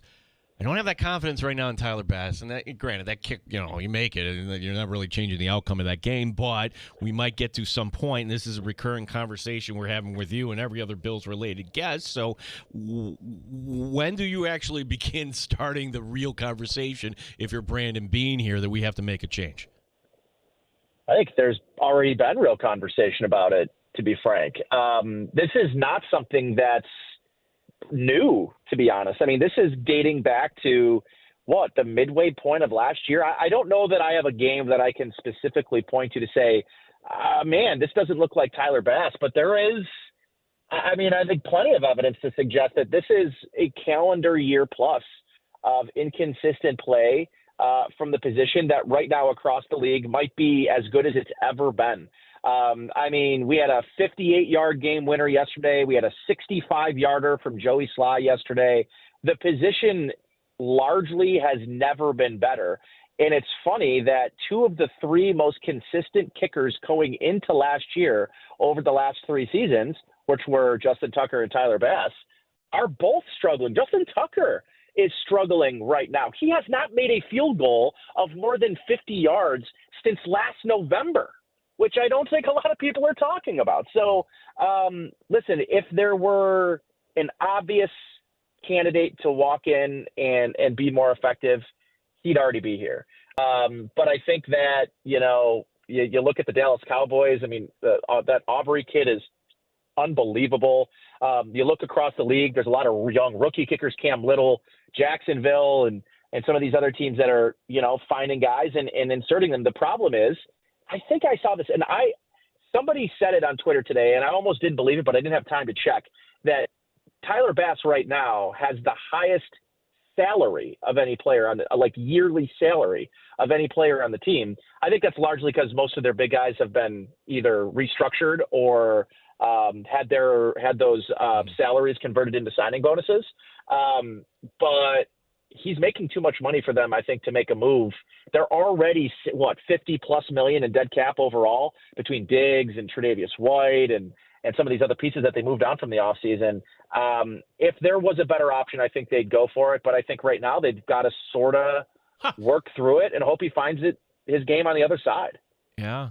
Yeah, his base right now is the highest. I just did the little thing here, so per game salary. It's almost like I couldn't believe it because it's a kicker. But yeah, he's got the highest base salary of anybody on the team. There's not a lot of good options for them right now, unfortunately. Nate, we're hoping that Terrell Bernard gets back on the field soon. Balin Spector, and Dorian Williams were both kind of exposed different points of the game last night. And with Spector, I think, you mentioned it, the backups are starting to look like the backups. But Williams, for me, is another case because we know we're going to see him with Milano sideline, for a longer period of time here. Do you have any concern on what was kind of exposed out of Dorian Williams in this loss last night? Obviously he gave up the touchdown to Justice Hill up the sidelines, a little wheel route. Other than that, I thought he actually played pretty okay. I think he was the one willing tackler against Derrick Henry that when he went up to him, he didn't really look like he was preparing for Derrick Henry to run him over. He was walking in there confidently. And I think that was the one thing that stood out to me yesterday. In a game of high physicality, the Bills did not really meet the physical nature of that game. But I would say if there was one guy that I thought actually came and played physical, that it was Dorian Williams. So, I think, Balin Spector's a 7th-round pick and not a guy that I imagine they thought was going to be playing meaningful snaps this early in the season. he played fine last week, but, yesterday was difficult game for him. There's no doubt. I think that the Ravens did a great job targeting guys that they knew were backups. And I think Cam Lewis got exposed a little bit listen, I mean, he was really set up for failure. And the problem is going with Nicholas Morrow, he's your fifth linebacker. The Bills were put in a no-win situation when they finally made an adjustment to get that third linebacker in there. What are you supposed to do? I mean, he's not very good. He's your fifth-string linebacker. So you had your third, fourth, and fifth linebackers in the game.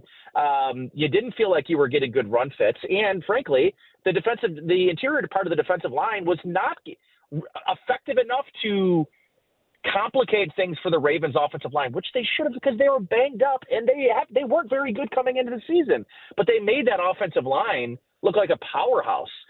We had interior offensive linemen getting to the second level at the linebacker level without having to really worry about double teams. And I think that was a huge issue for Balen Spector that you didn't see the first 2 weeks that he had to play because, they were conflicting the offensive line, especially on the interior. They were forcing guys to get double teamed, whether it was Oliver or Daquan Jones. But those guys were going big on big, and it was freeing linemen to get to the second level. And I think it's part of the reason that the linebackers struggled so much is that the interior defensive line did not provide a lot of cover for them. Nate Geary, Buffalo Bills Radio Network, our guest here in the Sports Bar. I know people are going to view this Houston game as being a tough game, and I don't know, Nate, they just got by Jacksonville. They struggled, but they won against the Bears. And I would think that if we just kind of looked at Houston overall and put the dig stuff aside for a second, you should feel fairly confident this team is going to bounce back this week. Yeah, listen, somebody called in yesterday and said, well, the Bills are frauds. And I said, hold on a second. It was a bad matchup, okay? Let's not dramatically overreact to one game because, listen, Houston was 2-0, looking like a wagon, and got their brakes beat off by a Minnesota team. Now, don't get me wrong, Minnesota certainly looks good. But, no one was talking about them being frauds, and then they go in at home and need 59 minutes and 40 seconds to beat a team the Bills just beat by 40 the week before. So, no Tank Dell for them. I know Laramie Tunsil went down with an injury last week. I'm not sure he's going to play for Houston. I think that they're probably very closely matched teams. And the Bills are going to be motivated to bounce back and bounce back in a big way. I'm not as maybe fearful of how good Houston is as maybe I was in week one or in the offseason going into the season. They just, they've looked mediocre at times. They've looked really good at times, and they've looked pretty darn mediocre at times. And isn't that really kind of the story of every contender in the league right now? It's why I'm not panicking about a bad performance for the Bills, because through 3 games, they were kind of the only good team to not put up a full stinker. Listen, Kansas City's put up 4 stinkers and have found ways to still win games. So, I think for me, I'm not taking a lot out of it because I know everyone else has had one of those stinkers. But this is an important game against an AFC opponent that this might be another team you've got to get through in January if you ultimately want to get to the, to the Super Bowl. Now, ultimately, when you look at this 3-game road stretch for the Bills here, if hypothetically you were to go down to Houston and suffer your second loss of the season, the one you have to have is 2 weeks from tonight, when you're taking on the Jets. And, boy, it's a week-to-week league, and it's not necessarily who you play but when you play them. But, man, seeing the Jets play the way they played yesterday is encouraging for the rest of the AFC, for the Bills, and when you look at what the rest of the AFC East has become here. To steal a line from Dennis Green, are the Jets not who we thought they were? Other than delusional Jets fans, who actually thought that they were going to be a Super Bowl contender? To me, that was always grossly overblown. All they need is an average quarterback, right? Well, they've got that in spades. Aaron Rodgers is playing about as average as he can play. The idea, though, is that was the narrative. Is all they need is average, but Aaron Rodgers is still great. He's still going to be Aaron Rodgers. And I never bought that. I don't think that they did enough along their offensive line. I don't think they have enough weapons. And I think that Breece Hall is struggling, frankly. But let's call a spade a spade. It's one of the worst coach teams in football, and that's going to end up being their downfall. And they have Jermaine Johnson, who tears his Achilles tendon. They've got Hassan Reddick, who refuses to show up after trading for him and letting go of, a draft pick that they developed in-house. It is the New York Jets. And I never was ever going to buy stock in them being a legitimate Super Bowl contender. They were not an average quarterback away. And here we are. So, the Jets are who I thought they were. And I think the Bills are, coming into this week looking for a little revenge and to get themselves back on track. But I think there'll be some blood in the water in New York on Monday night that they're going to want to exercise some demons for. Nate, you don't have to stay up next Sunday. 1 o'clock Sunday. All these years of, boy, if we can just go one primetime game. It's refreshing that we'll have a 1 o'clock Sunday kickoff coming up. I love 1 o'clock games now. I used to be one of those people that was like, give me all the prime time. And now when I'm kicking my door down at 2:15 in the morning, with my alarm set for 6 a.m., those aren't as fun as I initially thought that they would be. But 1 o'clock on Sunday for this matchup in particular, it should be really fun. I'm looking forward to it, and I'm looking forward to sitting on my couch for Sunday Night Football, that's for sure. We'll be listening along as you're a part of the Buffalo Bills radio network and appreciate all the time you've given us here to talk about the Bills. Nate, we'll talk to you later on, and enjoy your week, bud.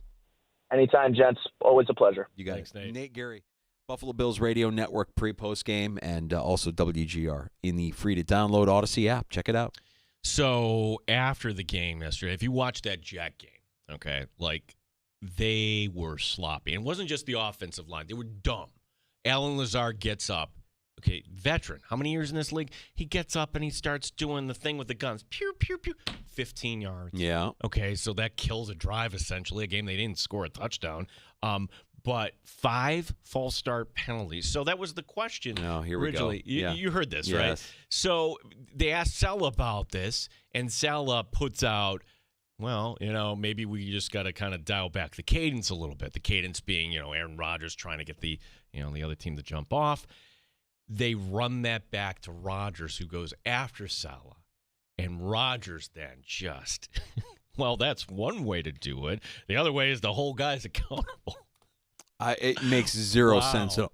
Zero sense at all that you would take a weapon that they have, and that's what that is. Rodgers' cadence, his entire career has been a weapon. It has been used to great effect. You get a team to jump, and you get that free play. There has been no better quarterback at executing that than Aaron Rodgers.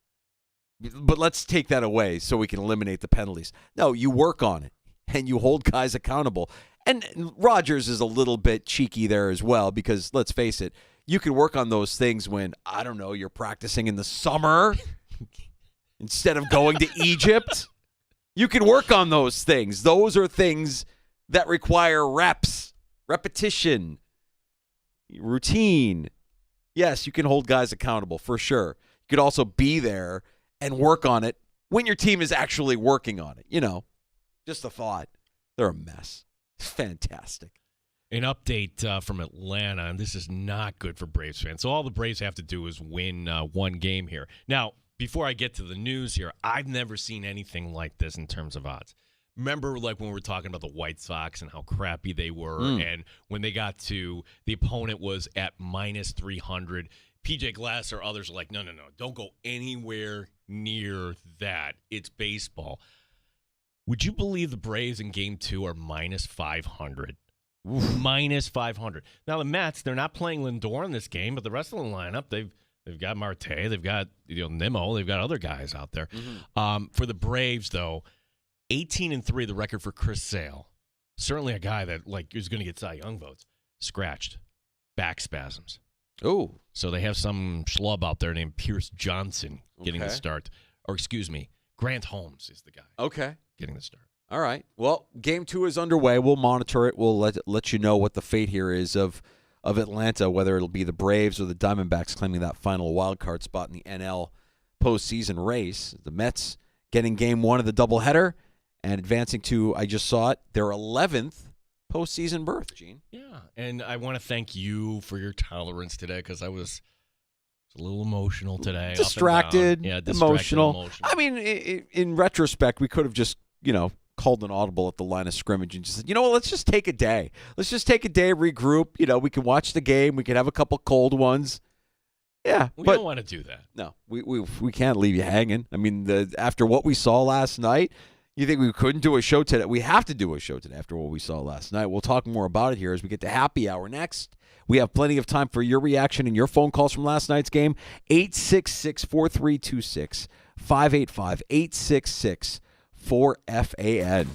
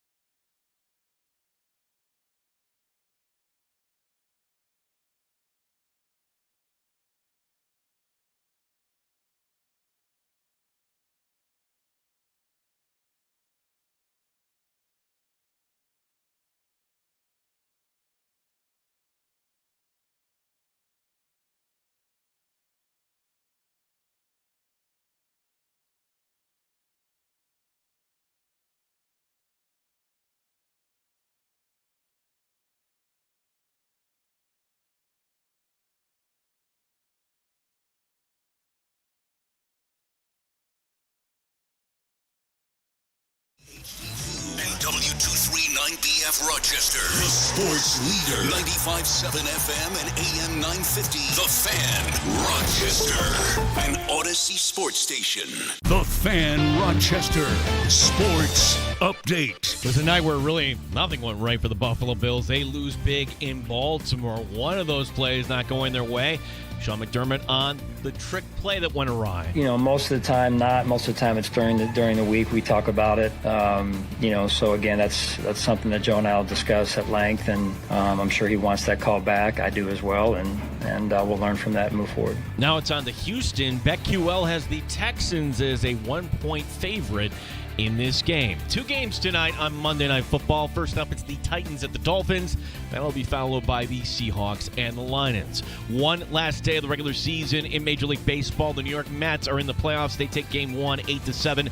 Francisco Lindor with a 2-run homer in the top of the 9th. Braves now need to win Game 2 to get in. No score in the bottom of the first. Gene Battaglia, the Fan, Rochester.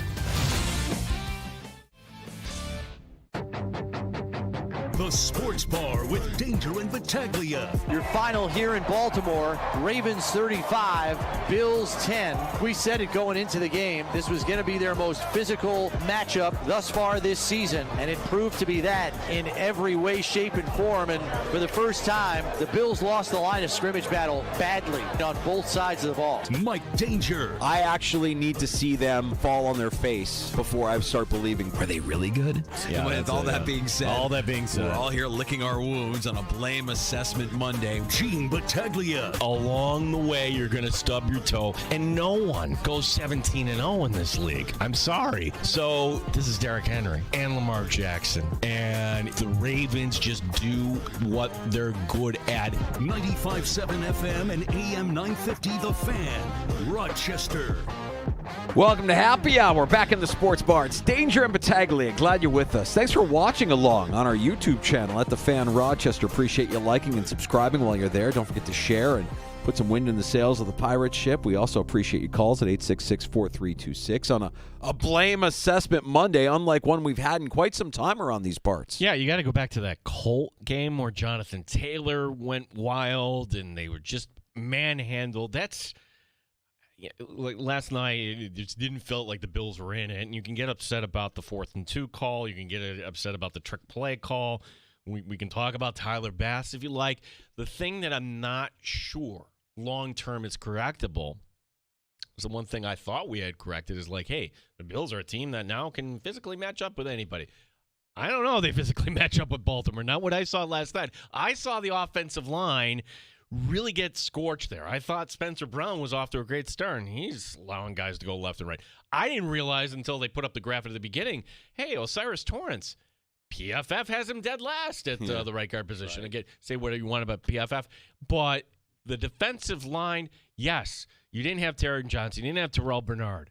You don't have Matt Milano, of course, but even if you did have all three of those players, defensive line wasn't doing their job. A lot of these guys were not getting touched until they're 5 yards downfield. Baltimore's a tough matchup for everybody in the NFL. They're big, they're physical, they're also fast. So you're kind of stuck if you're game planning for them, because if you go smaller and faster, they're going to run right over you. The Bills, I think, are smaller, faster defense than I think your average defense.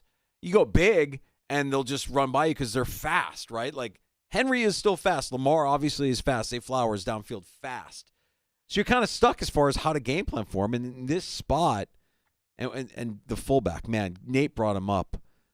The fullback for the Ravens, Project Pat, Ricard, is unbelievable. I mean, that is a position that we think is extinct. It's a weapon. Right? Yeah. It's just a weapon. You have weaponized that position. And, you know, Derrick Henry does what he does because he's Derrick Henry, but he does what he does last night. A lot of what he does last night is because of the guy that's in front of him, the fullback Ricard, who's unbelievable at 270. Just a mauler out there. Amazing. Amazing. So you don't have anything to match up for that if you're Buffalo. And man, yes, your warts got exposed. Your backups looked like backups. Cam Lewis I mean, every attempted tackle looked like it was that. It was an attempt. It wasn't an actual tackle. It was a lot of diving at guys and missing tackles. You saw both Balen Spector and Dorian Williams get exposed. You saw nothing from the interior of your defensive line. You saw DeMar Hamlin get blocked to the moon. All that being said,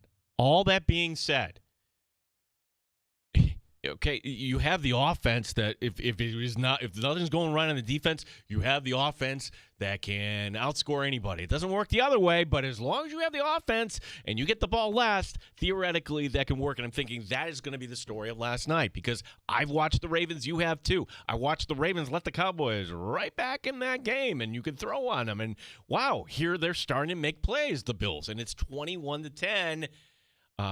Yeah, Joe Brady just minutes ago talking with reporters on Zoom, falling in the sword, basically. It's like on that play call there, basically. It's his. Yeah, he's got to own that.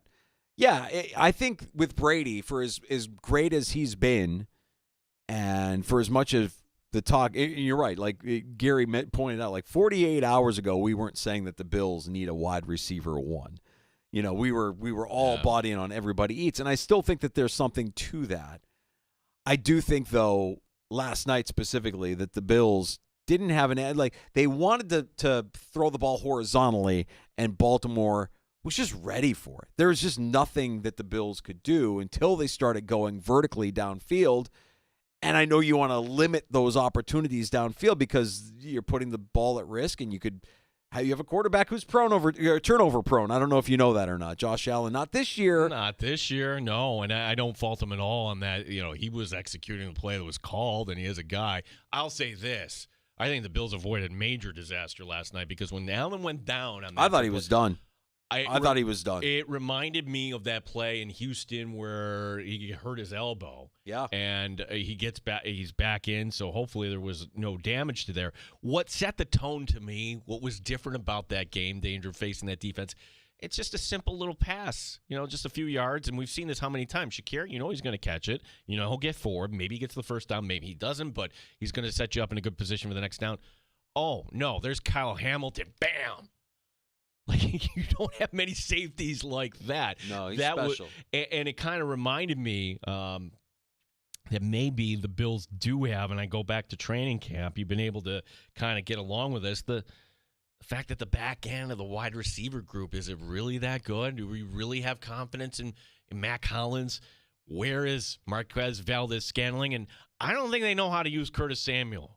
Or maybe Curtis Samuel isn't what we thought he was. But to me, there just seems to be two targets that you can rely on. Shakir, certainly, Dalton Kincaid, and a little bit of Dawson Knox. But everything after that, I'll say Coleman, too, bounced back nicely last night. Bounce back. Rock. I think that's what he's done. I mean, with Coleman, what you want to see, I guess, is now the maturity to not have to bounce back. How about show up on time so you're not benched early in a game? How about not dropping the pass so you have to bounce back? I mean, you did have Coleman kind of, redeem himself somewhat last night, but that you're down 21-3, and it would have set the Bills up with a first down. It would have set the Bills up to cut that lead before halftime. They end up punting 2 plays later, and Coleman makes a couple of nice plays later in the game, but I don't want to have to keep saying, well, he redeemed himself. No, you shouldn't have to redeem yourself. Just show up. Show up and do what you're supposed to do. Catch it. Don't drop it, and you don't have to redeem yourself. Somebody who may be past the point of redemption with the Buffalo Bills, and this is an ongoing concern. It's Tyler Bass, man. Yeah, his base right now for the remainder of the season is the highest on the Buffalo Bills, Crazy. Which sounds shocking. It sounds absolutely shocking. Like, at what point do you cut your losses if you're Brandon Beane? And part of this, too, may be just danger is, hey, we want to save money for other things at the trade deadline. And I would listen, hey, go get a wide receiver. Go get a defensive tackle. Go get something else. Bass is going to work this out. We talked to Mike Catalana. Okay, this all started at the Kansas City play. No, it didn't. No, it started like before that. He missed a kick that would have sealed the game. And look, the Steeler game in the postseason, but that would have you let the Steelers hang around at the end there. Bills win that game. At what point does Tyler Bass actually cost the Buffalo Bills? He makes that kick last night, Danger. It's not changing the outcome of the game, but you can't miss that bad, though. Something's wrong between the ears if you're missing. Don't give me a wet field or anything like that. What happened to me, I was just kind of looking at it, was, remember the sequence, hey, it's the end of the third quarter, we'll be right back. Give him more time to think about it. Shanks it terribly. Yeah, it was the first play of the fourth quarter. You're right. Missing a 48-yarder, making a 50-yarder. So making missing the one that should be more automatic than the other. And by the way, I mean, like the way the NFL is going right now, 50-yarders are becoming commonplace. You just need to be able to hit those with consistency. Back quickly to Keon Coleman. This was Josh Allen on his rookie wide receiver last night after the game. Yeah, it was really, really good to see him make some plays, especially after that first one. You don't really, especially now in this league, you don't need to say anything to guys, right? Like, if you do, I think you got some problems. Everybody's trying to do their best. Everybody wants to win. And sometimes, again, plays are going to happen like that. And we're not going to hang our hat on it. We're not going to make us not go to him anymore. It's not the last time it's going to happen either. We're going to have to find ways to put plays like that aside and keep moving forward. And we just didn't do that tonight. Like that kind of quote. It's just like, well, he's not wrong. I mean, like, you're all professionals. Everybody's trying to win. You don't have to get on the guy for dropping it. You don't certainly have to punish the guy for dropping it. It was the first game really this season that a defense got after Josh Allen. The offensive line kind of looked outmatched. Allen was running for his life for a good chunk of the game. What was behind that? Sean McDermott on how this Baltimore defense last night handled Josh Allen. Well, I think it was a combination of four-man rush and then some pressure, some blitzing as well. Seemed like we were we could not get into a rhythm enough offensively, and then in particular in the high red, some of the fringe area, they were either pressuring or getting pressure with their four, and some of the drives that we did have, in fact, were stalling out there. 3 sacks, 5 quarterback hurries. And you didn't really get much out of the run game either. You only averaged 3.5 yards a run, 81 yards on 23 carries last night. Yeah, it was. That's a byproduct of, okay, you're down big in this game. It's one of those you hope you don't see Baltimore in the postseason. Like, if that is just a team you don't match up well against. And for years, it was the Titans. It was also Henry. You go down to Nashville, and how many times did the Bills with Allen in primetime lose in Nashville over the years? Yeah, I have a feeling you're going to have to go through Baltimore. I have a feeling you're going to have to see them again in the postseason. And I think the coaches both know. I think that was part of what they said at their exchange after the game. Hope we get the chance to see you in January. And, the Bills shouldn't rest on their laurels here. I mean, they're 3-1, and they have a winning record through the first quarter-ish of the season. Big game against Houston. But when you look at what else is happening in their division, you shouldn't let your foot off the brake. You shouldn't rest on your laurels. But you should also know, hey, the East is down bad. While you were watching Bears and Rams yesterday, I subjected myself to Jets and Broncos. And yes, in the first half, it was raining. But you know what? It wasn't in the second half. Not raining. Here's the thing about Bo Nix. He was the only quarterback in the league, Danger, that did not have a touchdown throw or a touchdown pass through 3 starts yesterday that started all 3 games. And the one he did have, the son, my gosh, he nearly overthrew him. Bo Nix needs a lot of work. But here's what he didn't do. He didn't force it. He didn't make that. Like it was so ugly to watch that game and just to see Aaron Rodgers hobbling around the way he was, this narrative that we are continuing to be fed, that Aaron Rodgers with his, if I hear Iron Eagle say precision passing, leadership of Aaron Rodgers and everything else, you scored 9 points against Denver. Yes, Denver has a good defense, but there's no way you should have lost that game. So where Bills fans have to be kind of not feeling great after you lost to the Ravens. You're a Jets fan. You're questioning everything. That's a gut-wrenching loss for a Jets fan. Right, and it comes back to coaching. The fact that you had 5 false start penalties, pre-snap penalties, that many. The fact that at home, the receiver you brought in kills a drive because he gets in, he makes a first down, and he does the pew, pew, pew, the gun. Yep, that's 15 yards, Alan Lazard.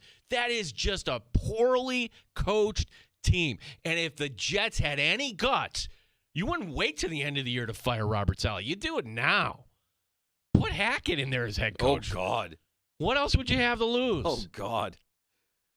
Yeah, that is comforting. And if you're a Jets fan, I'm sorry, man. Like, that's got to be one of the worst losses. You've heard all the promise, and you get the win, and you beat the Patriots last Thursday night, and you're feeling pretty good because Rodgers looks okay, and you're able to move the ball. 60 yards? You lost to a quarterback who threw for just 60 yards. 50% completion, yeah. 60 yards. That game had the fewest yards combined between the teams, like in a game since 1999. Yeesh. It was that bad. And you're the Jets. You should have this defense, but vibes are terrible there. So, look, to your point, you're not feeling good. You're a game up on the Jets. I don't know what we get out of Miami. I haven't been paying attention. Who are they trotting out there at quarterback tonight? Any idea? It's Huntley. Yeah, does it even matter? It doesn't. No. It doesn't. No, I think Miami's going to be kind of a mess this year. We know what the Patriots are, and you kind of know what the Jets are here. 2 weeks from tonight, that's the one you have to have if you're the Bills. You want to beat Houston. That would be nice. You should silence a lot of critics and get the win there. And I think it's bad news for Houston that the Bills played their worst game of the season in Baltimore. They're not going to put up 2 stinkers in a row. Well, doesn't that line smell? Like Houston -1? Yeah, the fact the Bills are getting a point. I mean, maybe that's just the public saying this is Diggs, it's home, whatever. I don't know. I would expect by the time – I'm going to make a little prediction. I expect by the kickoff, the Bills will be a road favorite at that point. I'm not – I'm not Uncle Gene over here. Might be some injuries that Houston has to deal with here. If no Tank Dell. He's actually going to come back, I thought. Is he coming back? Yeah, I thought so. Yeah. Tunsil? I'm wondering about the injuries. I also think, Houston didn't play their best game against Jacksonville. Obviously, they get the win. But, it'll be an interesting matchup here coming up Sunday, 1 o'clock. We'll have the action for you here on the Fan Rochester. And to get ready for this Bills-Houston matchup. Mm-hmm. Friday Football Talk Live returns Friday afternoon. We'll be at Three Heads Brewing on Atlantic Avenue in the neighborhood of the arts. Live show, 3 until 6. Man, it'll be good to hang out with you. We'll exercise all of the demons from last night's loss. We'll look ahead to getting the win on Sunday in H-Town. They got the new Leaping Hazy IPA, your new favorite beer that you watch while you're watching football this season. The greatest beer label of all time. The Leaping IPA, it soars above all others. Our friends from Reservoir Dogs will be there serving up their all-beef Black Angus Franks and 6-ounce burgers on DePaulo rolls. The Mafia Dog is one you got to check out. Unbelievable food from our friends at Reservoir Dogs. And, of course, Three Heads, our gracious host on Friday. That's 3 until 6. We'd love to hang out with you as we get ready for another fantastic weekend of sports in the Flower City. We can share a cold one and maybe a win or two. Yeah, and you look at the forecast. You're talking about the first Friday in October, 72 sun. Let's go on the patio. Come have a cold one with us. Yeah. That's perfect. Yeah, it absolutely is. We're peak elite season right now, and we're going to celebrate Friday for another Friday Football Talk Live from Three Heads. All of our regulars are invited. Of course, you're invited as well. Stop out. We would love to see you, and we'll get things going. And tight turnaround for us on Friday. I mean, unfortunately, normally on a Friday Football Talk Live, you and I are hanging out. Not to deter anybody from coming out. We're going to be there, and we would love to see you there. But, man, this Section 5 football schedule it's been fantastic so far this year. Just great game after great game after great game, and we have another one coming up on Friday. Yeah, so so Danger and I, this is one where we'll be there, but afterward we got to kind of skedaddle. But we love, hopefully you can be there 3 to 6, Three Heads with us coming up on Friday. I'm already turning the page of the Texans here, Danger. I'm just going to ask you the question here, and let's be the first show that does this because you're just going to hear about 14. Diggs. Is there anything you predict? What are the chances that we're going to learn something this week? Like by way of some sort of report, new details about Diggs' time in Buffalo that shed a little light on what we really don't have the 100% of the story? Or what are the chances, Danger, that maybe somebody says something, whether that's down in Houston or up here in Buffalo? I'm going to put it minimal, maybe 10%. I'm expecting nothing. I don't expect anything. I really don't. I mean, I think that there'll be chatter, but you'll hear what you've already heard. You'll hear Allen say that he loves Stephon Diggs and that he's focused on the guys that he has here, and the guys that he has here are great and they're not selfish and they work. All the things we've already heard, you might hear again. And if that makes it a story, so be it. But I don't think it's a story. I really don't. No, well, it'll be a story when you're turning on your favorite pregame show on Sunday because there will be Allen, and he'll go over, and there'll be the man hug and everything. And I'm sure McDermott will go over and say something to Diggs. But once it's kicked off, I don't know. Let Diggs get his yards. This is a team, the Houston Texans, that got throttled by Minnesota. Minnesota actually might be the real deal here, by the way. But they have struggled to beat your Bears, Danger. And they really didn't look good. Having to pull one out against Jacksonville. Granted, a Jacksonville team that's playing for their lives. Yeah, here, I mean, I think, we're 4 weeks in now, so you can kind of make some broad assumptions about the teams and what we've seen out of them, the consistencies that we look for, right? You said they struggled against the Bears. The Bears might just have a good defense. The Bears' defense is not bad. Like, they've shut down some teams, and you've seen that through 4 weeks. The Jags, you're right, were a desperate team, and certainly not as bad as what they looked on Monday night when they were in Buffalo, right? And again, I don't think the Bills were as bad as they looked last night, and I don't think the Ravens were as good as they looked last night. So what do you know about these teams? I think with Houston, their defense they've got a good defense. Mm-hmm. That's a defense that you're going to have to get. You're going to have to get creative. I don't think you need to get cute, but I think they're going to be ready. I think DeMeco Ryans will have his guys ready to defend what the Bills throw at them defensively. But they don't have the kind of physicality in the run game that Baltimore has, certainly. We'll see about the health of some of these weapons on the offensive side of the ball for Houston as the week goes on. All worth paying attention to. And I think you're right. I think that line moves a little bit here as the week goes on as well. If the Bills right now are 1-point underdogs, I wouldn't be shocked to see that line move more in their favor here through the course of the week. Yeah, over-under set at 46.5. 1 o'clock kickoff. Hey, if we only have 1 o'clock kickoffs here. Is that crazy? First 1 o'clock kickoff on the road coming in the month of October. We got to get to a round of shots, Gino. I know that you're feeling good. Your Mets made it. They clinched the postseason berth for the 11th time in their franchise history. If you weren't with us in the beginning of the show, let me timeline this out here. Because Dan DeLorean, big Met fan too, he didn't even want to talk. He was so angry. Mets are trailing 3-0. It's in the 7th. We open up the show. I'm angry. Danger's like, hey, I'm pulling for you. And, well, the Mets score then 6 runs in the 8th inning. 6. We bring on Mike Catalana.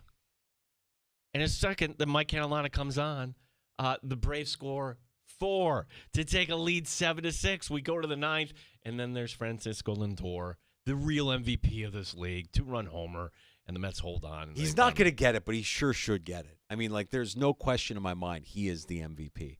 He's not going to get it. No, it's Ohtani who will get it. But it's not. It's ridiculous to me. There's so many things about baseball and the awards and the Hall of Fame and all the things that just feel ridiculous to me, like the insistence of keeping certain guys out of the Hall when you've got other guys that are in the Hall that actually did the same thing that the guys that aren't in the Hall are doing, like the inconsistencies. There's bad people in the Hall of Fame. Yeah. Yeah, Kennison Mountain Landis, racist. He's in the Hall of Fame. We're not gonna there are people in the Hall of Fame that juiced during the steroid era that are still in there, but the guys that, Clemens and Bonds, they cheat. Yes, there was a lot of cheating going on. There was a lot of cheating going on. I'm sorry that Barry Bonds didn't like you personally. It's really unfortunate. But the MVP vote for this year it should go to Lindor. There's just no question in my mind. But it'll be Ohtani and Lindor coming up big when his team needed it most and getting them that postseason berth. So I guess depending on the outcome of this game, right? The Braves right now with the 1-0 lead in the top of the third, depending on the outcome of this game, it'll be Milwaukee or San Diego for your Mets. Yeah, and I'd really rather go to Milwaukee, to be quite honest. Yeah, not face the Padres. All right, so a round of shots on the way next on the Fan.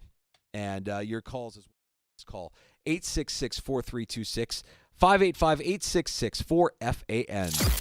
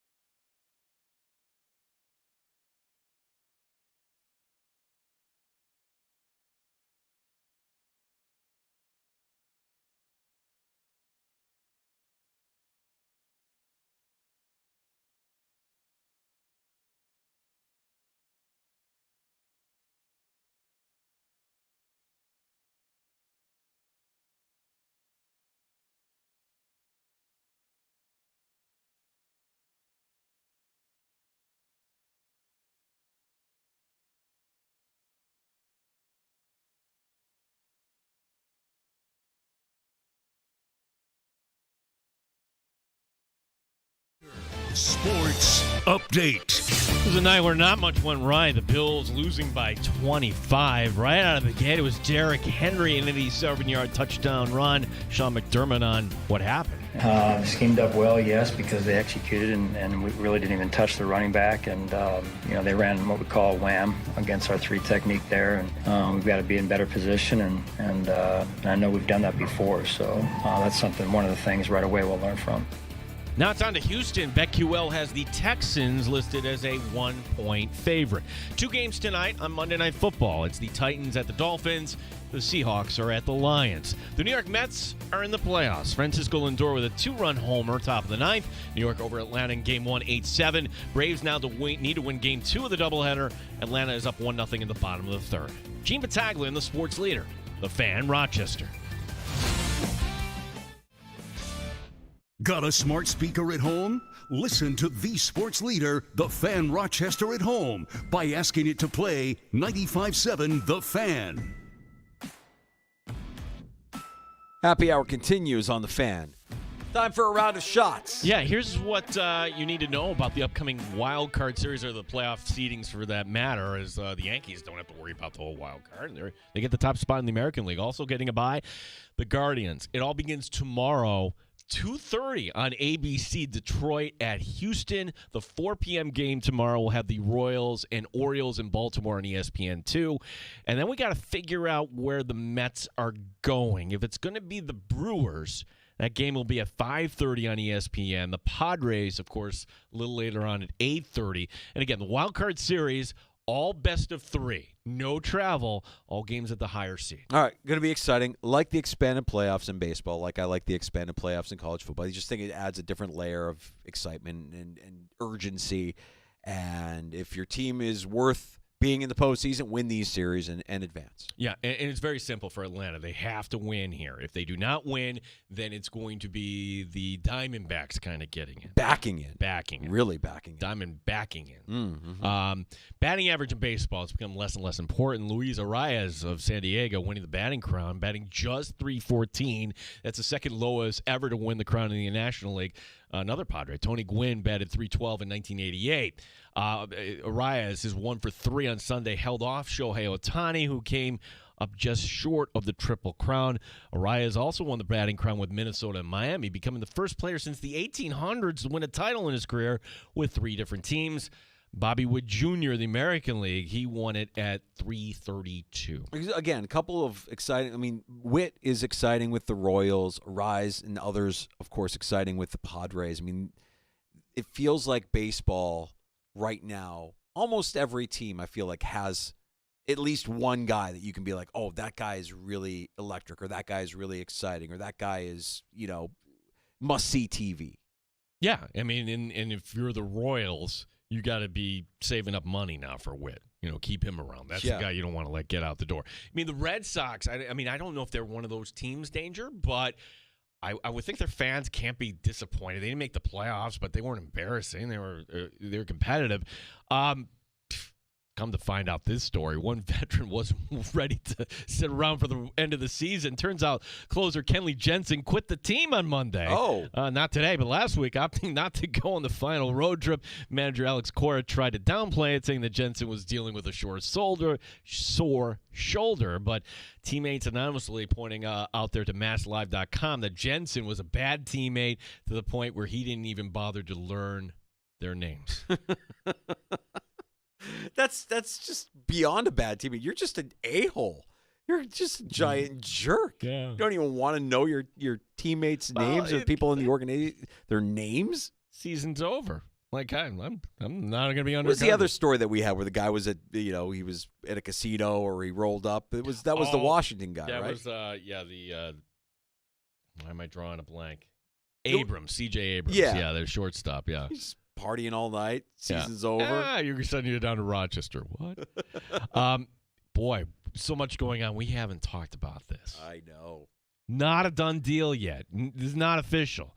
But I do believe this would qualify as a blockbuster in the NBA. The New York Nets set to acquire Minnesota center Karl Anthony Towns. This in exchange for another All-Star in Julius Randle and Dante DiVincenzo. Randall averaging 27 points a game before dislocating his shoulder in January with the Knicks. Townsend is in year one of a 4-year, $220 million Supermax extension he signed a couple years ago. He played for Tom Thibodeau when he was in Minnesota back a few years ago. So I guess that's encouraging because Tibbs has his guys, right? The guys that know there's not a lot of depth. He's going to grind these guys to a pulp. There's a third team that needs to be involved in this too because of the cash, right? Right. They're talking. That's what's kind of holding this up. So that's why I'm putting all these disclaimers out there. Like in the back of my mind, like, could this actually fall through? I know that there's a lot of Knick fans that are upset because you're losing Devo and everybody loves. Myself included. Yeah, I mean, that's a nice player. He's got some really great memories around and some great shots that he made. He was ice. He had ice in his veins at times this season. I think the hesitation here is that, well, I don't know how else to say it other than Karl Anthony Towns for a good chunk of his career has been kind of a bitch. Like, you can't come to New York and be soft. You have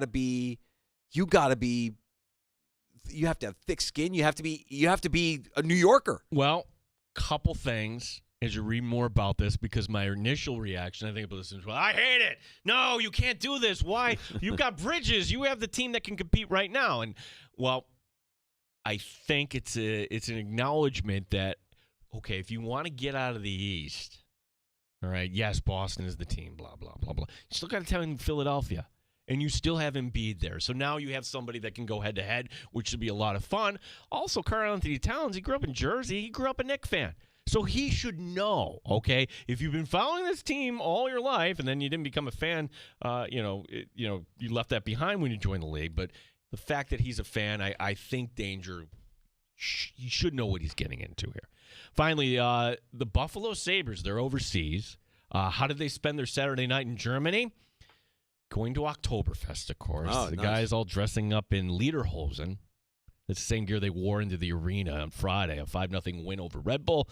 Now, practice begins in Prague, and apparently they went to a museum there today. A lot of team-building activities. Season opening against the Devils Friday, 1 o'clock Eastern. So I believe we'll have the start of that game for you Friday afternoon before we take over at 3, live from Three Heads Brewing on Atlantic Avenue. But we'll keep you posted on what's going on with the Sabres as they start the Lindy Ruff 2.0 era. Yeah, so there will not be One Bills live at all, even though the team is the Bills are down in Houston because of the Sabre game. So the Sabres will be in their entirety on CMF. And then same thing on Saturday. We got the Courage Bowl starting coverage at 12:30, which not sure if that's going to, the Sabre game be over by that point.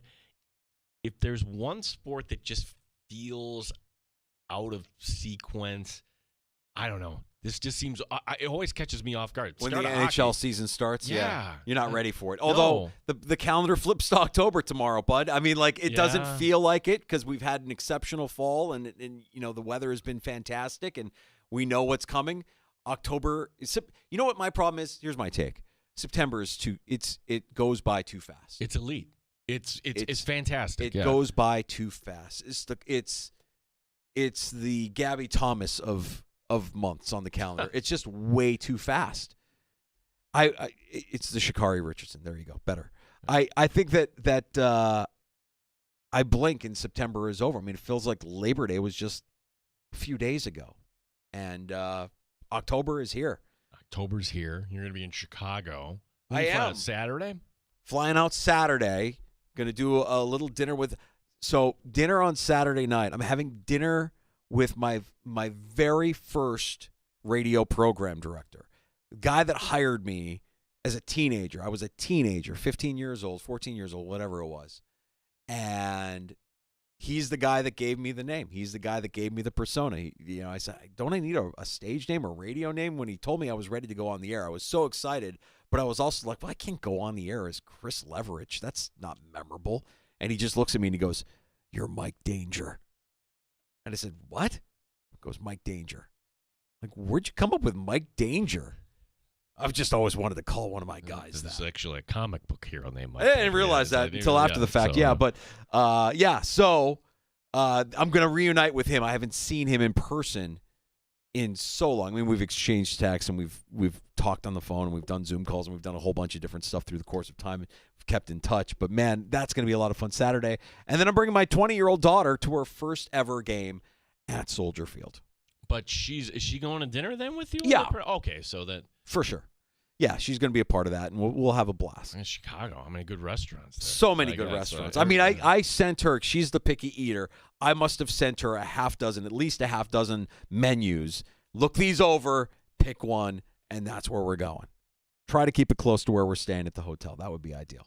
So Monday, maybe we get you on the phone. I don't know what time you're flying back, but Bills Texans, it'll be the me and Dandalorian show. Oh, yeah, I'm fairly certain I'm in the air in the afternoon, but I'll keep you posted on that. I'll do a check-in at some point, at least, come Monday. Well, that comes full circle because you were down in Florida when the Bills traded Diggs, and I never want to call you on vacation, but that was one where I'm like, dude, they just you want to come. There's just moments, man, Yeah. and that's a moment that I'll always remember. Sitting in the middle of the wizarding world of Harry Potter and talking about Stephon Diggs exiting the Buffalo Bills to go to the Houston Texans. And here we are once again, Week 5 matchup ahead. And maybe I'll be sitting in O'Hare talking about what the Bills were able to do against those Houston Texans come Sunday at 1 o'clock. We'll have that game for you here on The Fan as well. Let's take a break and come back. Last call is next. You can have the final say as we kind of put a bow on a blame assessment Monday. The Bills completely outclassed last night in Baltimore against the Ravens.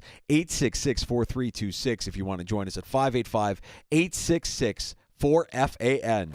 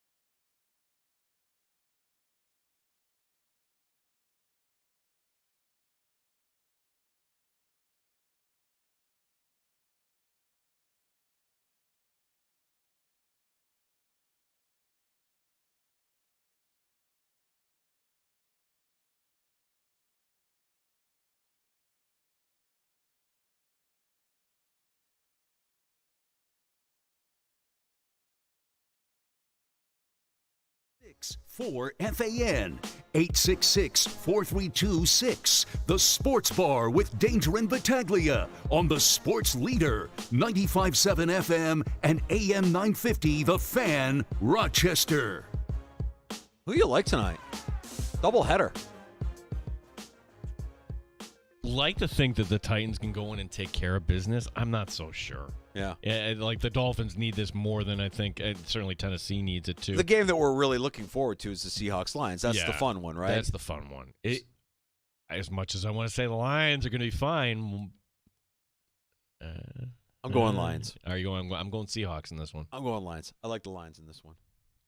Tomorrow on the show, it's a Tuesday, which means we check in with our buddy Matt Perino covering the Bills for the Syracuse Post-Standard. Plenty to unpack from last night's loss and plenty to look ahead to with Week 5 on the horizon here and a date with the Houston Texans.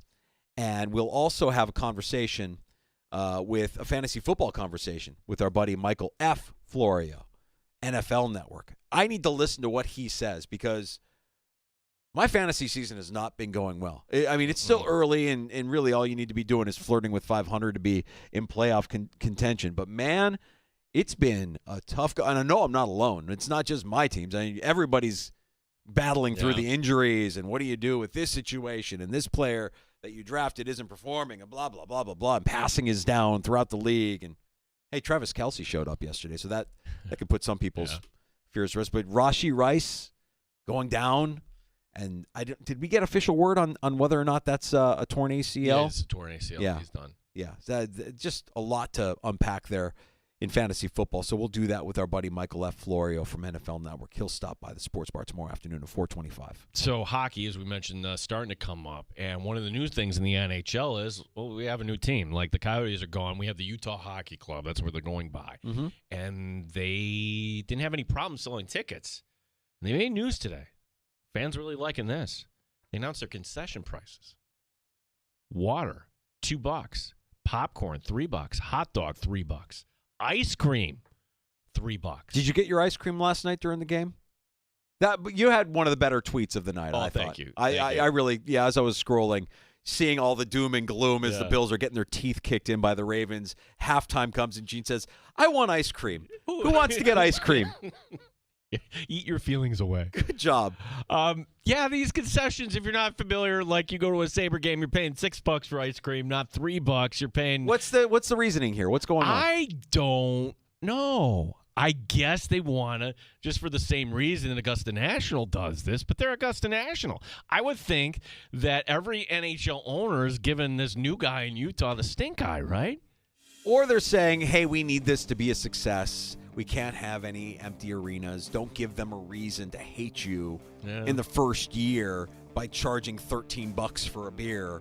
Go ahead and – I mean, you are in Utah too, after all. I mean, I would imagine that beer concessions Actually, you can't.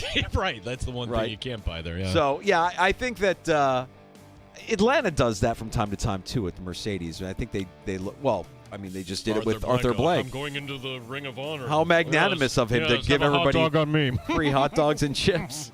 I'm Arthur Blank. If you missed Nate Gary, if you missed Mike Catalana, we've got both of those conversations available for you wherever you get your podcasts. Just search out the Sports Bar. That includes the free-to-download Odyssey app.